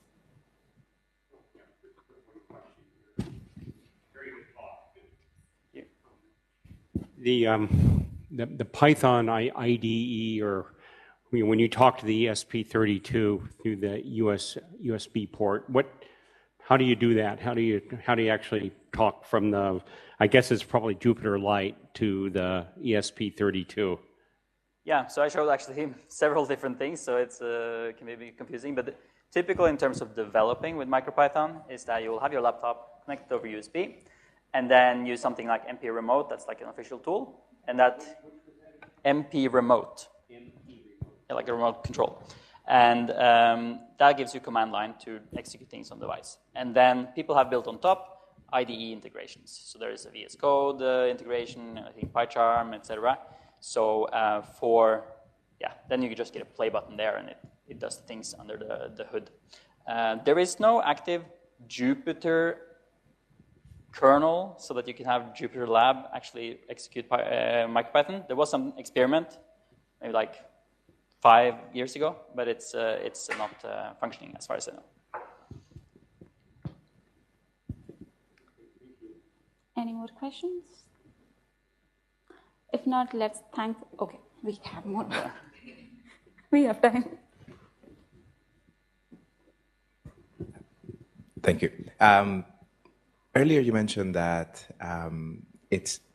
MicroPython is extremely small as binary, and then you also have this model. So for example, in the tool for tomorrow, how much memory do you have? How much memory does a model or anything else plus MicroPython take? And like how much there is spare to do anything? This device that I brought for this conference has 256 or so kilobytes of RAM. And when you load MicroPython, just the interpreter, you've used like just under 100 of that. So you have 150 kilobytes, which is a lot, isn't it? I mean, by embedded standard is a lot, but by desktop standard is not. But you can actually do surprisingly much with this. But of course, it means using that memory smartly. There are other devices, especially the ESP32 family.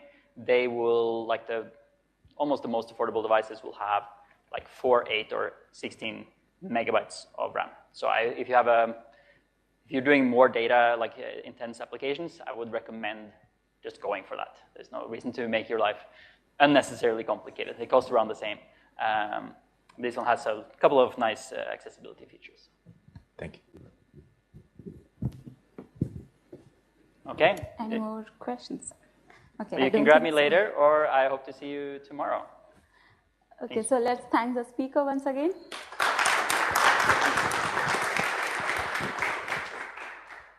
Just a quick reminder, we have lightning talks from 5. So if you still want to register, please.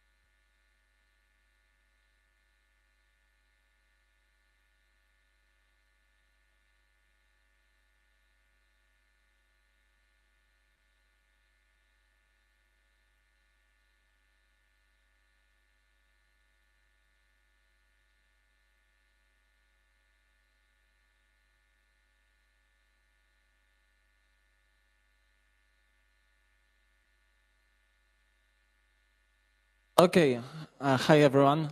Do you know what time it is? It's lightning talk o'clock. So maybe not everyone is familiar with the formula of lightning talks. So lightning talks are very short presentations. This time, 5 minutes. So usually the chairs are using this card to indicate that there's 5 minutes left. So this is not needed. Now you know that when you start, you have 5 minutes left. So we'll go with the ordering of people as it is on Discord channel with Lightning Talks. So if you are next in line, please ideally sit somewhere close, take your laptop, prepare it to be plugged in. And also I was informed that, that usually people are doing jokes. So I'm severely underprepared for this role, but I have at least something.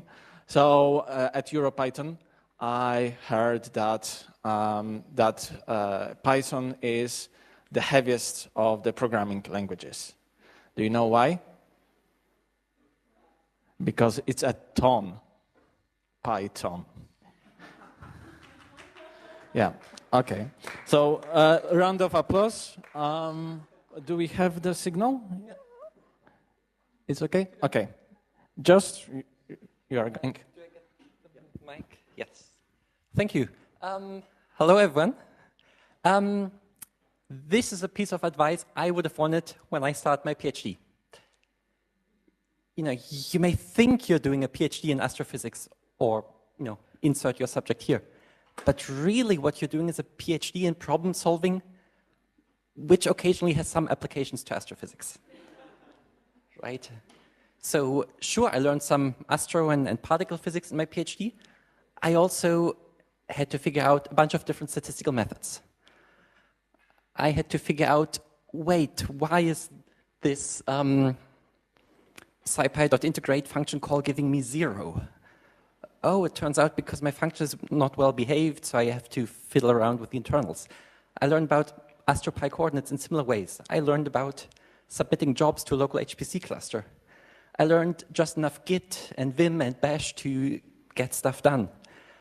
And then in addition to these technical things, I learned about departmental admin procedures. Very important. When you go to a conference, you eventually want to get that money back. I learned about scientific writing. I learned about supervising a project student. And oh, by the way, during those 4 years of doing a PhD, I also had a life, occasionally. So I learned how to deal with mental health issues. I learned things about moving to different countries. I learned stuff about my gender identity. By the way, HRT for me is hormone replacement therapy, which is why I found the EuroPython sponsor very funny every time. So I learned a lot during my PhD. But do you notice what's not on there? There's nothing about getting a full software engineering education, nothing about thoroughly reading the docs and understanding performance implications of how you use NumPy. And most researchers are like that. Most researchers writing software are not classically trained programmers, right? They pick all of these things up organically, and most of the time that's good enough, right? You don't need to be a professional author to write a PhD thesis. You don't need to be a professional software engineer to write some code for your PhD research. Most of the time it's good enough, until at some point it isn't, until your code is running for days on the cluster and is timing out, as we saw in this morning's keynote. But the good news is, or I guess the silver lining is, there's often plenty of low-hanging fruit to make researchers code 10 times faster by changing a few lines. And the goal is not to make them into full-blown software engineers rewriting everything in C or Rust. The goal is not to achieve the highest possible performance, but to give them kind of a crash course to achieve reasonable performance at least. And make this reasonable performance easily accessible. And And at a very high level, there are just 2 steps to this. Step 1, figure out which parts of your code are slow. Step 2, making them faster. And so since I noticed that was something I was missing during my PhD, I want to help produce that resource. And together with colleagues, developed a 1-day course specifically aimed at researchers. You can find the course materials for that online on that QR code. I will show the first part of that course as a profiling tutorial tomorrow. So I'm hoping to see some of you there. If you're interested in running a course like that at your institution, you can talk to me. And mostly for people based in the UK, there is some funding available to contribute things like Intro to GPU or other accelerators to these course materials. So if you're interested in that, please come talk to me later. Thank you very much. Thank you. And next we have Mroidul. Yes.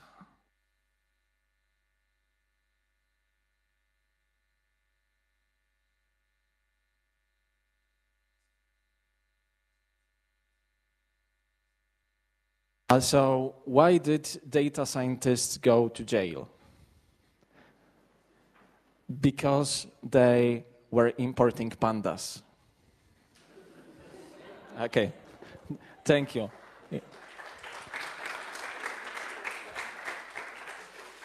Yeah, it's tough to follow that now. Anyway, performance. Let's talk about performance. And these words on the slides may not mean anything to you. It should not mean anything to you. It's not a PyPI package yet. So anyway, NX, MLX, and some stumbling. But before that, I want to talk about graphs. So the talk is about NetworkX. And if you do not know what NetworkX is, it's a library in Python to work with graphs. And graphs are everywhere. Trust me, they are everywhere. And if you have some data, they have some relationship in between. You can model them as a network. So what do we do if we have graphs? We use NetworkX in Python because it's the best package. It's not me saying it's PyPI. We have more than 274 million downloads in the last 30 days. 90% of them is bots, but it is what it is. But yeah, and I'm not here to sell NetworkX, but the biggest problem with NetworkX is it's pure Python. It's beautifully written in pure Python code, which means it's slow. And as we just learned, we need performance. So, but the problem is, I do not have a GPU. Like, we have a lot of NVIDIA people here. They do not give me a GPU. What do I do? But I do have this nice, beautiful, it's the first generation M1 machines. They're stupidly powerful that I feel like a lot of people do not understand. And it has a GPU that Apple gave me for free. I mean, I paid for it, but I did not know that that is what I was paying for. But the problem is, no one cares about my graph problems. This is not an LLM inference problem, so no one cares. But arrays and graphs are not really that far away. A bit, but not that far. So we can use something called MLX, which is I mean, it's weird. It's not NumPy, but it's like PyTorch, but for Apple Silicon. So what do we do then? So the smart people that we are in NetworkX, we saw this problem like 3 years in advance, and we introduced this beautiful thing called dispatching. And we have this nice backend with cuGraph, like you have a CUDA, you have NVIDIA GPU, you can do that. We have something called, there were talks about this, you can use graph path algorithms to like have heavily optimized CPU and OpenMP code, and there are lots of backends that you can do. But we still do, I was hoping someone would do it. I was hoping Apple would like see the beautiful things that they have made, and they would like make a backend for NetworkX, but they did not. So EuroSciPy on Sunday during the sprints, me and my friend Claude, we went down the road of implementing a backend, and these are just a lot of numbers, and this is a log plot. So So these these are like this is like order of like 100x or 1000x faster, and you can dispatch your not all the algorithms. I'm cheating here a lot, but you can I implement like Claude implemented like 4 algorithms, and I mean it was a pretty insane speed up. So there is something there, and I don't know if someone is interested in developing NXMLX even further, please find me. I'm around. Also, we also, as NetworkX maintainers, we also, like some of us also maintain PyGraphViz. It's a Python binding library for GraphViz. We have wheels now, finally. So you do not need to struggle with GraphViz binaries. So this slide is only for people who know what struggle is with GraphViz. If you do not have CondaForge, if you have CondaForge, then life is good. But anyway, we have wheels now, you can do that. And also, I work at this place called European Inspiration Source. We don't do PyGraphviz, we don't do MLX, but we do a little bit NetworkX, but we do a lot of scientific Python, and we have a couple of positions open. If you want to come, find me, or just go to the website. There are things there. But yeah, thanks.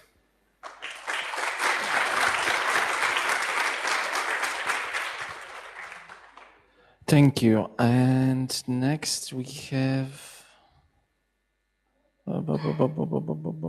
navigating. Oh, wrong Discord server, of course.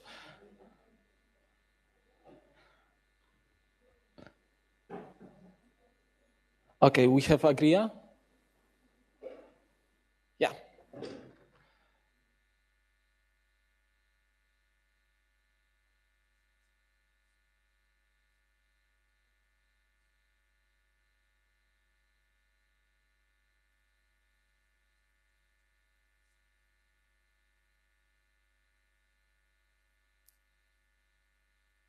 Okay. Thank you. You need to connect. Yeah.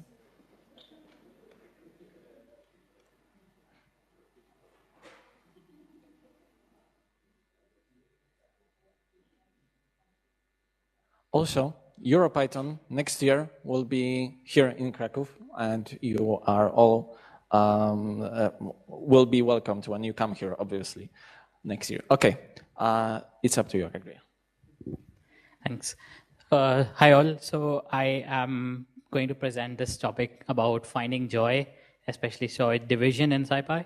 So there's this album by the Joy Division band called Unknown Pleasures, and I'm trying to display some sort of code golfing with it. So please bear with me.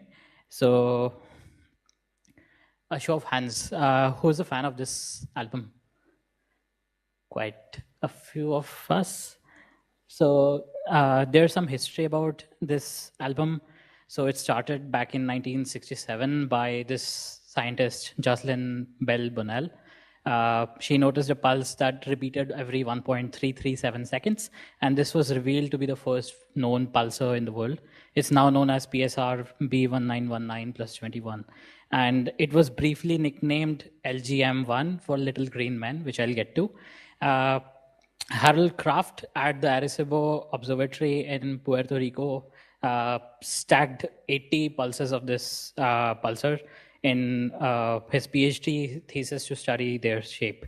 Unfortunately, Jocelyn Bell Bonnell did not receive a Nobel Prize for this. It went to her supervisor, and that kind of explains why we still need feminism even today. So there's some lore about it. This is one of the pictures. This is a novel. I'm not sure if it's properly visible, but there are the little green men. And this phrase has been used in a lot of contexts for example, by the US to describe camouflaged Japanese snipers in World War II to aliens. So it was just made to feel as if it became from an alien beacon instead of a phenomenon in outer space that we have noticed. So in 1979, this plot resurfaced in the Cambridge Encyclopedia of Astronomy, and the band found it through the British graphic designer Peter Saville. And it's one of the most iconic visualizations as of today. There's a very nice article by the Scientific American if you want to read it. I won't get into it, but I would like to describe the plots in the albums, like in the album cover, and those plots are actually called ridge plots. So these are a vertically stacked series of plots on a shared x-axis. So there's a slight occlusion there because they overlap with each other. And the naming is kind of based on Joy Division. So there's a library which is now unmaintained called JoyPy. There's also GG Joy for R, which is now called GG Ridges. This is not a joyful one because Joy Division actually came from a term from Nazi concentration camps. Originally, the idea for the album is essentially like the band, why they call themselves Joy Division is because they are a post-punk band and they tend to look at these dark overtones for their naming. And they were originally called Warsaw, so Poland reference from David Bowie's song from his 1977 album Low. So I would like to apply a compression lens to the unknown pleasures plot. So the idea is that the data is available in this CSV file called pulsar.csv. I haven't shown it because it's obviously large, but it's an 80 column by 300 row array. 80 row by 300 column array. And I would like to describe, I was trying to see how few bytes can actually create a plot that is as similar to this plot. So the idea is that equations are a lossy codec, and we can fit 3 Gaussians per line using scipy.optimize.gofit and pack each parameter into them into one printable ASCII character. So the idea is that essentially this. So we quantize all of the numbers that we get out of the fitting to 94 levels in a known range. And then somehow we get 130 KB CSV into 912 characters. And this is essentially how the encoder looks like. So you have 3 Gaussians and you have an initial guess for doing that. And you get a final result with a number of characters, which we encode. With slight loss of precision. So this is a brand of puzzles called code golfing. So someone has even written, let's say, a 448 line GLSL shader using 448 just to visualize a bunch of shading phenomena. And our budget in this case is 1,000 characters of NumPy and SciPy code. And we use the R² value for the fit and the structural similarity for the the perception side of it. So how close it is for the image. So here's a demo, which is obviously built with Biodide, which I maintain. And it runs using NumPy, SciPy, and scikit-image. This is my entry to it. It is around 912 characters. And if I run it, I get my entry roughly. It's loading and might take 10, 20 seconds.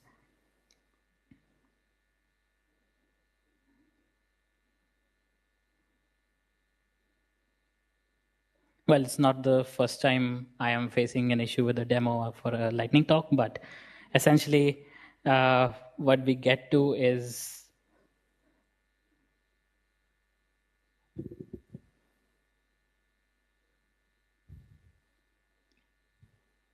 yes, this one. So this is my attempt to compress it as close as possible, and I got to this value. So essentially, I'm not sure if it's going to work, but I can probably skip it for now.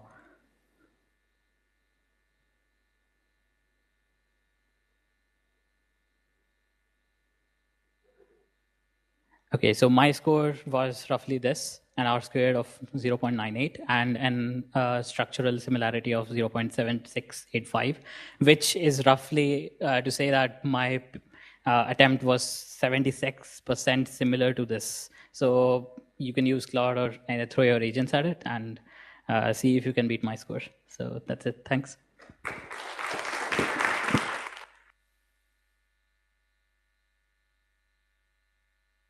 Thank you. And next we have Julian. Right. I ran out of jokes, sorry. I tried to Google, but I would be ashamed to.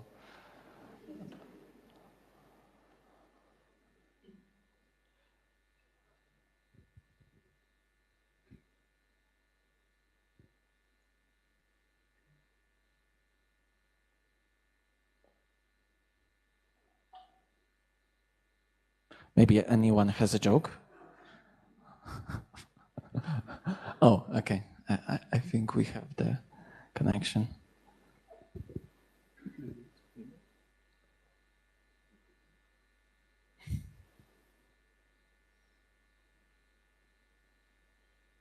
Okay.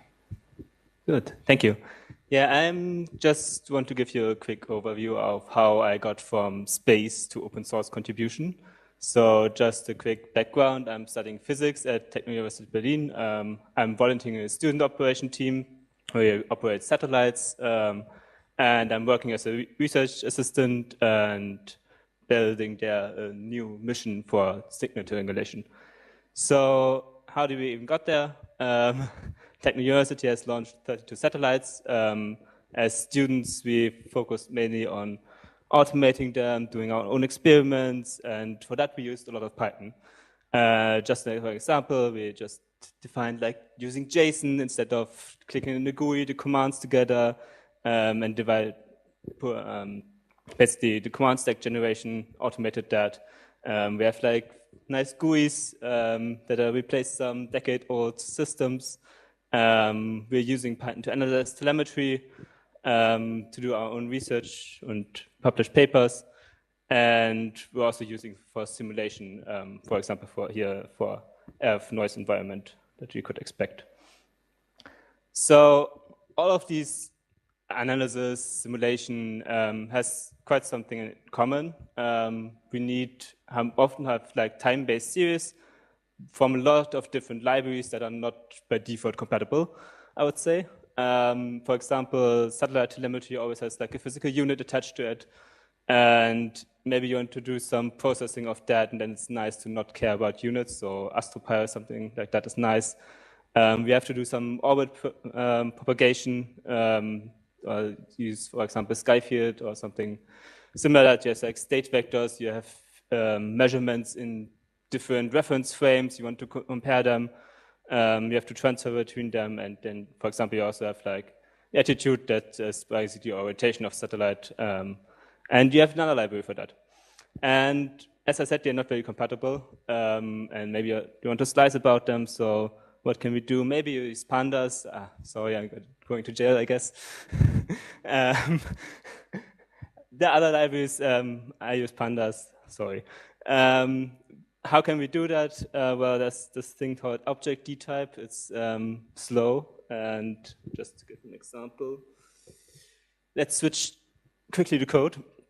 So all of these are common that they have some kind of array-like object, and we couldn't put them in like a data frame with object dtype, which works. That's okay.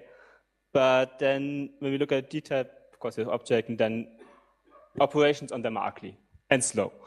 So we have to use apply or map or something like that, and it's okay for like 1,000 lines or so. But when you get like analyzing telemetry from half a year or so, you're getting into the hundreds of thousands or millions.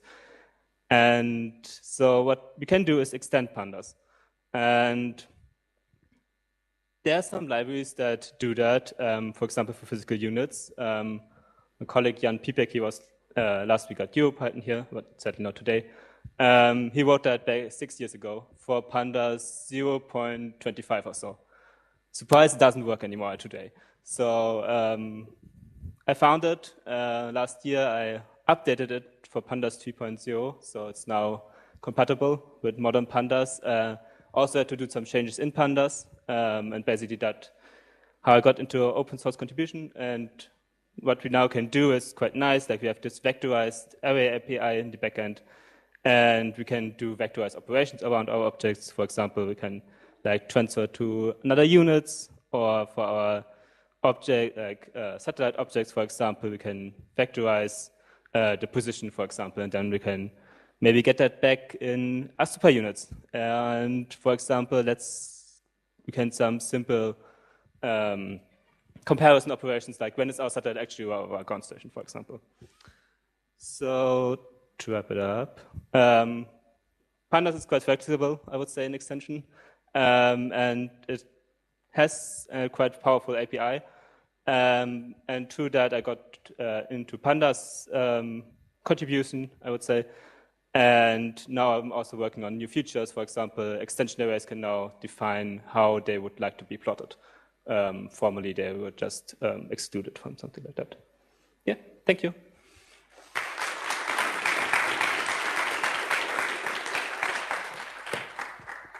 Thank you. So the next presentation will be by me. So, because I don't have a joke right now, but I have a reason. This will be a presentation joke. Why it's easier to install PyTorch with Pixie than with UV? Because when you Google this stuff, let's see, you will be held in suspense until I figure this out.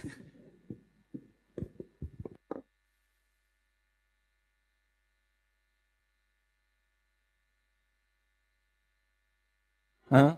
It really happened to me many times. Okay, so this presentation will be a kind of intense one. I will not be showing any intense stuff, but for those who may have be a little bit faint of heart, it will be about cancer, really. And I will ask you to do one thing, to say aloud one thing during the presentation, and I would like you to do that as loudly as you can. And also, it's okay to laugh. So this conference also happened a year ago, and I was helping to organize it. Unfortunately, I couldn't attend. And this is the only meme I could find on this topic. And basically, it means, if you don't speak Polish, łakamaka means exactly cancer. And that's totally true. It's a bit of a problem. I needed chemotherapy. And unfortunately, in this kind of situation, your brain automatically knows what to do. First, you panic. Then you cry. Then you cry a lot. And then you cling to any sense of control that you are left with. But I'm an engineer, I'm a hacker, I'm a scientist. So I was meant to solve problems. So this is what I did. I did research, I listened to the doctors, and did everything in my power to help myself. There were things that I could control, couldn't control, like chemotherapy and outcome of it, and things that I could influence, mental state, how I was going through it, and being otherwise healthy. First problem, mental state. Solution, make a spreadsheet. And this is what I did, because it's really difficult to go through 9 weeks of chemotherapy. It's easier to go one day at a time and to know what I will be doing that day. Will I need help on that day, from whom, and so on. Another problem, everyday injections. I needed daily heparin injections administered myself, and the syringe is too small for my big hands, and chemo makes the hands numb. So I designed in 3D a thing that you can plug the syringe into, so it would help me administer the drug. Another problem, compromised immune system. Chemo reduces immunity, and white blood cell counts at certain days of the cycle are low. There is a test, but there are kind of wonky days. And if you have a low count of white blood cells, you shouldn't be meeting people, but you want to see people. But white blood cells are visible under a microscope, I hear. Well, how much is that? Well, apparently it's quite achievable to get one for yourself, used one. And this is an actual footage of my cells, really. I try to make it with the phone because it doesn't have a good adapter. But this is not a 100% foolproof solution. And this is critical system. So I went with HEPA filter that was graded to actually do not put through any viruses. And then I was able to meet my friends outside. But this still sucks. So you do this. And the status is today, it's almost 1 year. Most of the year was shit. But Thursday I had a control CT scan, no results. Sunday I did triathlon, as many of you may have heard. And Monday finally I was here at EuroSciPy. And this is me finishing triathlon. But still one problem remains. Do you want to know why? Because the number of testicle owners who don't do a self-exam is too damn high. So there's not enough people who are doing self-exams. So I'm asking my community for help. If you're over 25, please talk with your doctor about taking ultrasound, do self-examination regularly, and please do it. I suggest every 8th of the month. Easy to remember because of PEP 8. It can be scary, that's okay, but please do it. Testicle cancer can be really fast. But I assure you, it's way, way, way better to even lose one testicle than to get chemo. That's it. Thank you.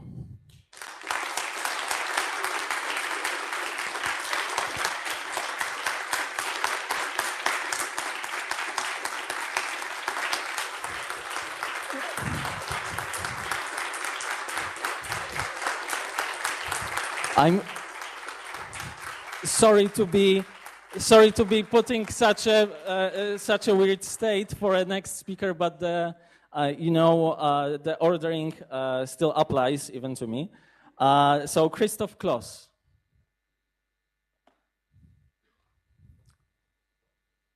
Yeah, right. One joke you can set up. Why do C, Python developers and core developers of NumPy are bad at making desserts, and why do their desserts are not great? Because it's NumPy. Thank you.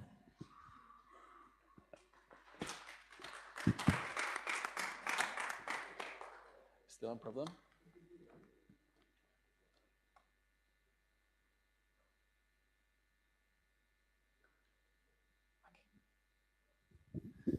Okay, thank you. Yeah, as you already said, it's really hard to be next on stage after this kind of inspiring and really emotional talk. And thanks also for lighting up. Yeah, thanks for helping us organizing this great conference. So my name is Christoph Kloss, and I'm going to use those 5 minutes also as a sponsor of EuroSciPy to talk a little bit about what we have been building in the past 2 years. And yeah, some of you might have seen the leaflets outside. So our product is called nggCloud AI. And we basically built this product because we think that for modelers, and I mean, most of you, I guess, have a very solid development background, obviously, but still it should be easier to basically keep the models alive and let others run it. So basically, what's the options you have when you want to share a model with a collaborator, with a colleague, with a fellow researcher, maybe with a customer if you're a consultant? So basically, you can use, you can share some kind of, you can share the Python code directly, you can share a notebook, you can use Streamlit, or you can also, let's say, create some API endpoints.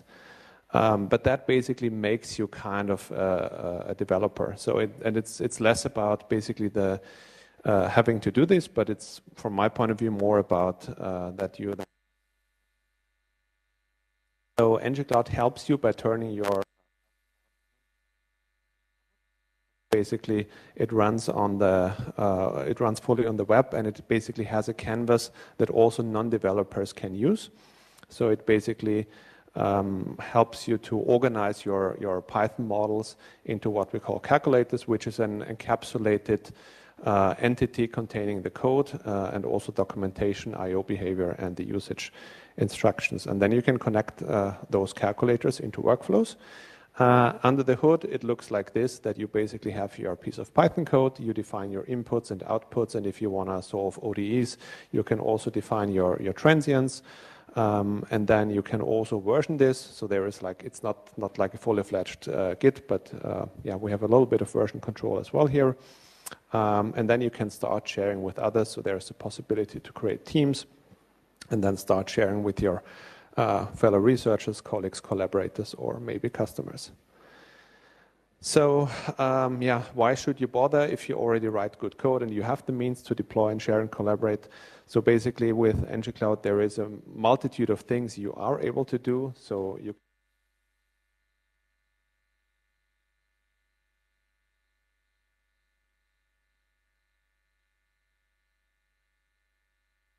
typically not so much for training, but for inference, basically. We already have 20,000 equations on the platform, so it's basically pre-populated. And then obviously you can also connect to databases or other API endpoints. And we also have some AI assistants that help you build or connect those 20,000 equations that we already have, along with the content that you are adding as a user. All right, just one use case of what basically motivated us to build that platform. So what you see here on this slide is basically a result from a 3-year research project with those pharmaceutical companies.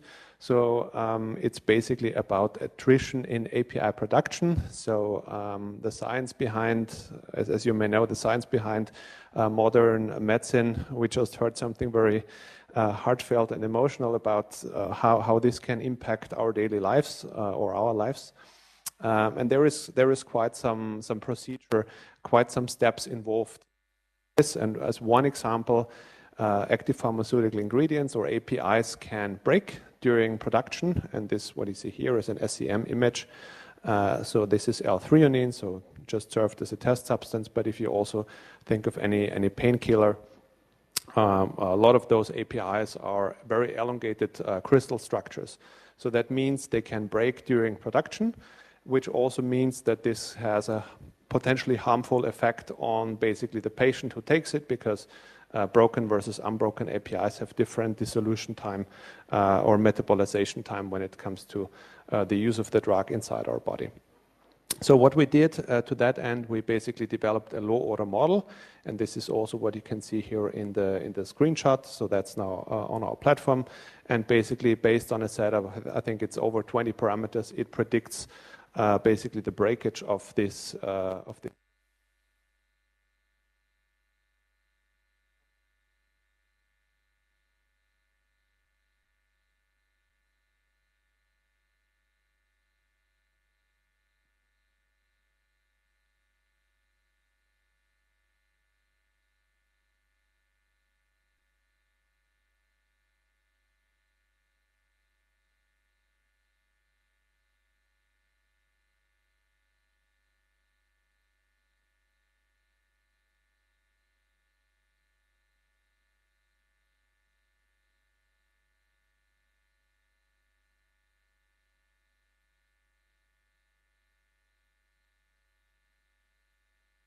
Thank you. And we have Vasu. Yeah. Okay. Does anyone know any joke about Python and programming? Really, you can share.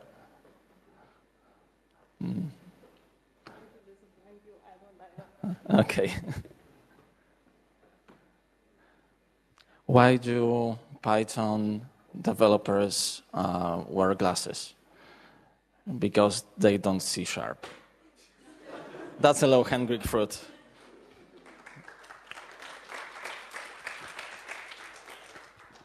Hi, thank you all for being here. So I'm gonna talk about something that hopefully all of you have seen, because it's all over the internet. How many of you have seen one of the CAPTCHAs? Okay. Now, honestly, tell me, have you ever failed it? Yeah, I've been failing it like pretty often, every week. Especially if you have a VPN, they ask you to do it repeatedly, and yeah, it takes forever. Sometimes, I mean, don't tell anyone, but I had to like hold P because I wanted to at least get to the end of it, but still like sometimes just very frustrating. And now, interesting question, have any of you tried the audio version? Exactly. Exactly. And I maybe have it open, if you can hear it. Ah, okay.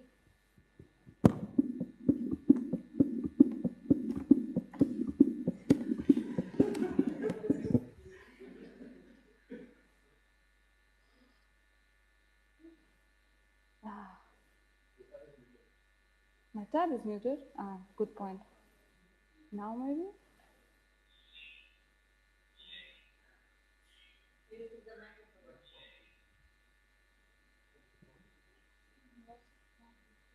Okay, live demos. K-U-3-K. So I am pretty sure that we will not be unanimously able to say this.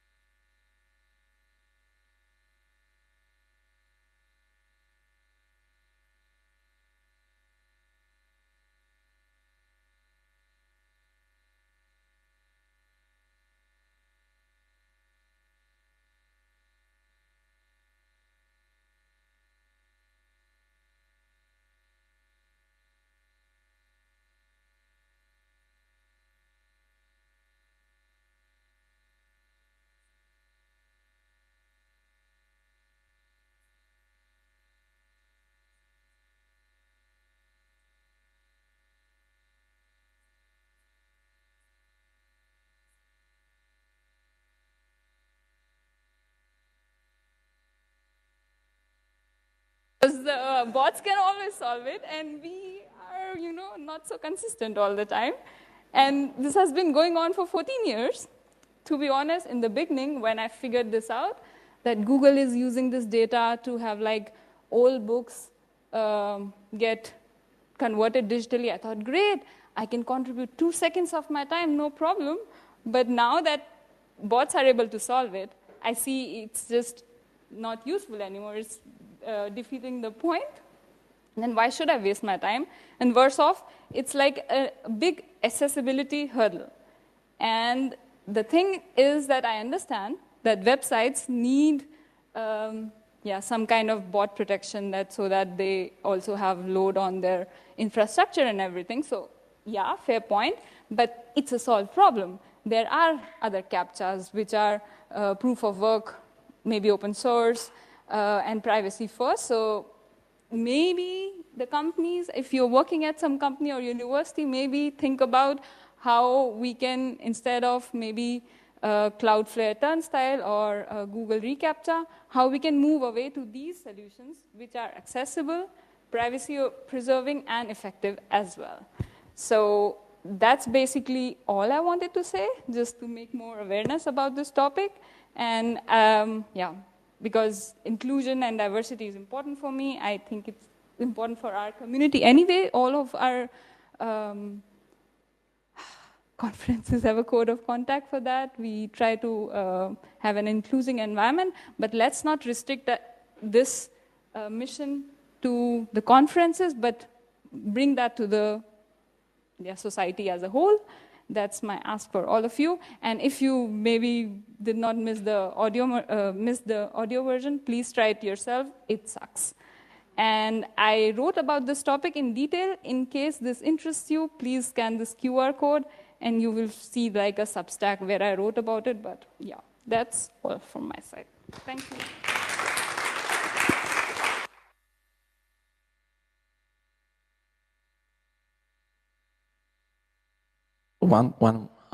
Thank you. And I think Mohammed is the last one.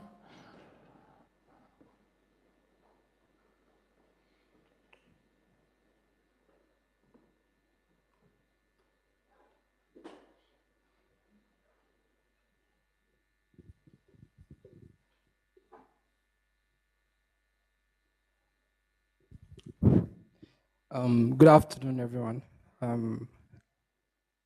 My name is Mohammed. I work as a research and development engineer at ANSYS. Take a very good look at this topic. I won't tell you what it means yet. It will make sense at the end of this talk. And don't let your intrusive thoughts win. For those holding their phones, don't look it up.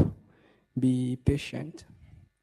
So, like most of you, the audience, my background was in computer engineering or software engineering or computer science or any of those fields. I just found myself doing what it is I'm currently doing today. So I got introduced to the world of programmers quite late. And if there is one undisputable fact I've learned about programmers, it is that they have a very unique culture and sense of humor when it comes to just naming things. So like naming software, naming processes, and things like that. So today I'm going to be taking you through a list of some terminologies and expressions I've come across in programming books, articles, blog posts. And hopefully those expressions stick with you as they've stuck with me. And you can also stick them onto other people in your circle to pass the culture across. So we are going to play a little bit of a game. I would show an expression like this on screen, allow some time for you to come up with an intuitive guess of what it means. Then afterwards, I would actually show you what it means. But time has already gone for this one, I think, and we can just proceed. So who here is familiar with Star Wars? Okay, so you probably know this guy. And for those that aren't familiar, Yoda is a famous character in the Star Wars universe that is like quite popular for speaking in reverse.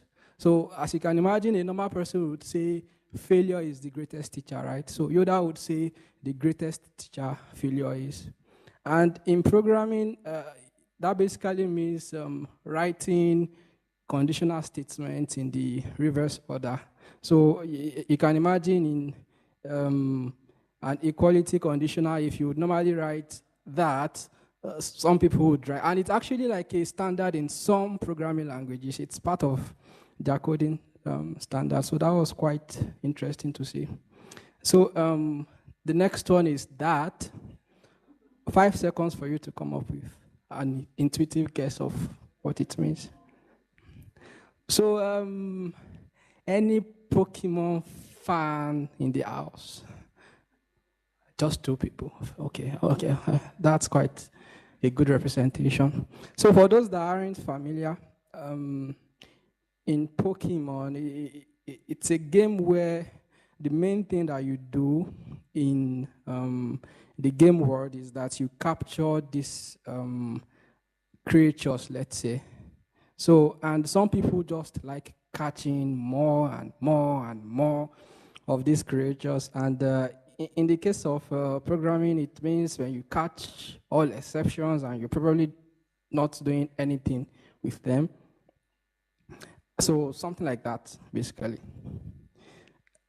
The next one is a very simple one, I think. So 5 seconds.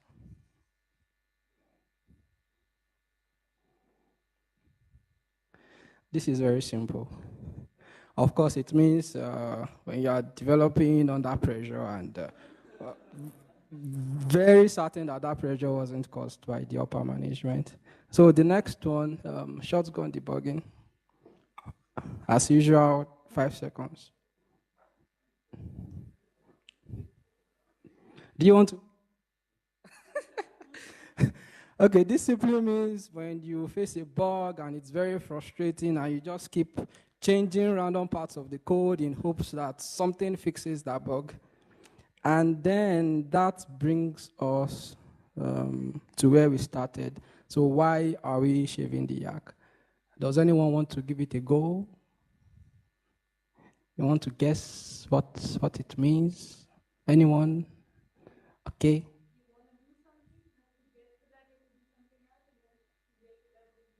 A round of applause for us, please.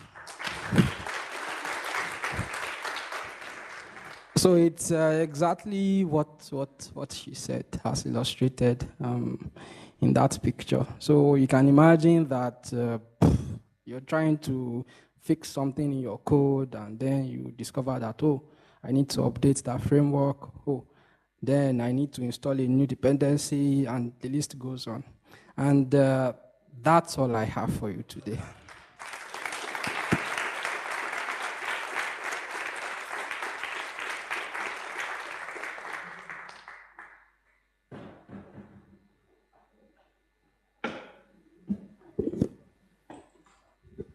Okay, thanks everyone. I think that's it when it comes to program, unless, Carol, do you want to say some words?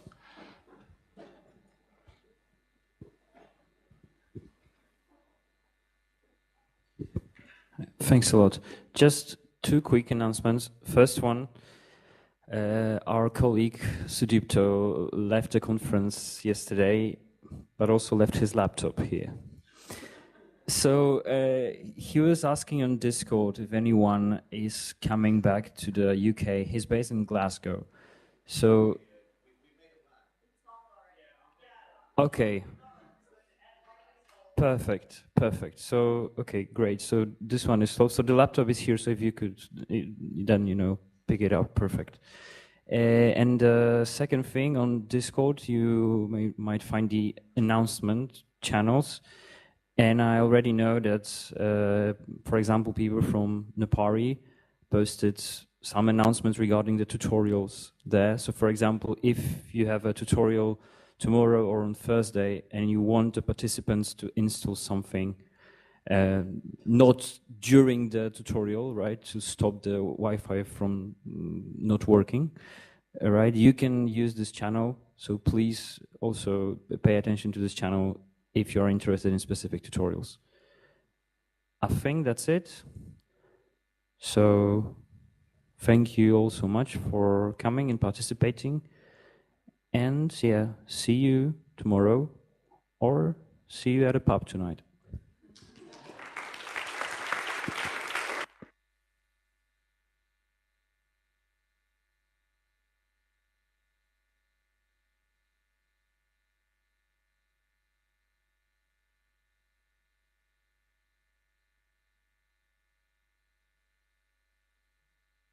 Guys, 1 second. That was a very good suggestion. Very good suggestion. Please, 10 seconds. We might take a proper photo, right? That would be nice. But I think Maciek left. Maciek, please come back.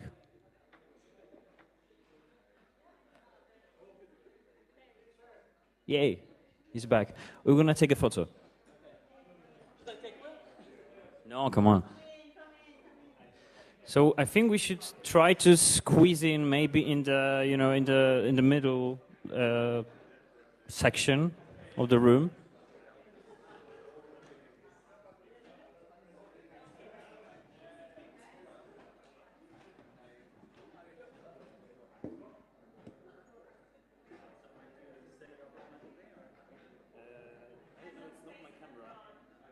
is a way.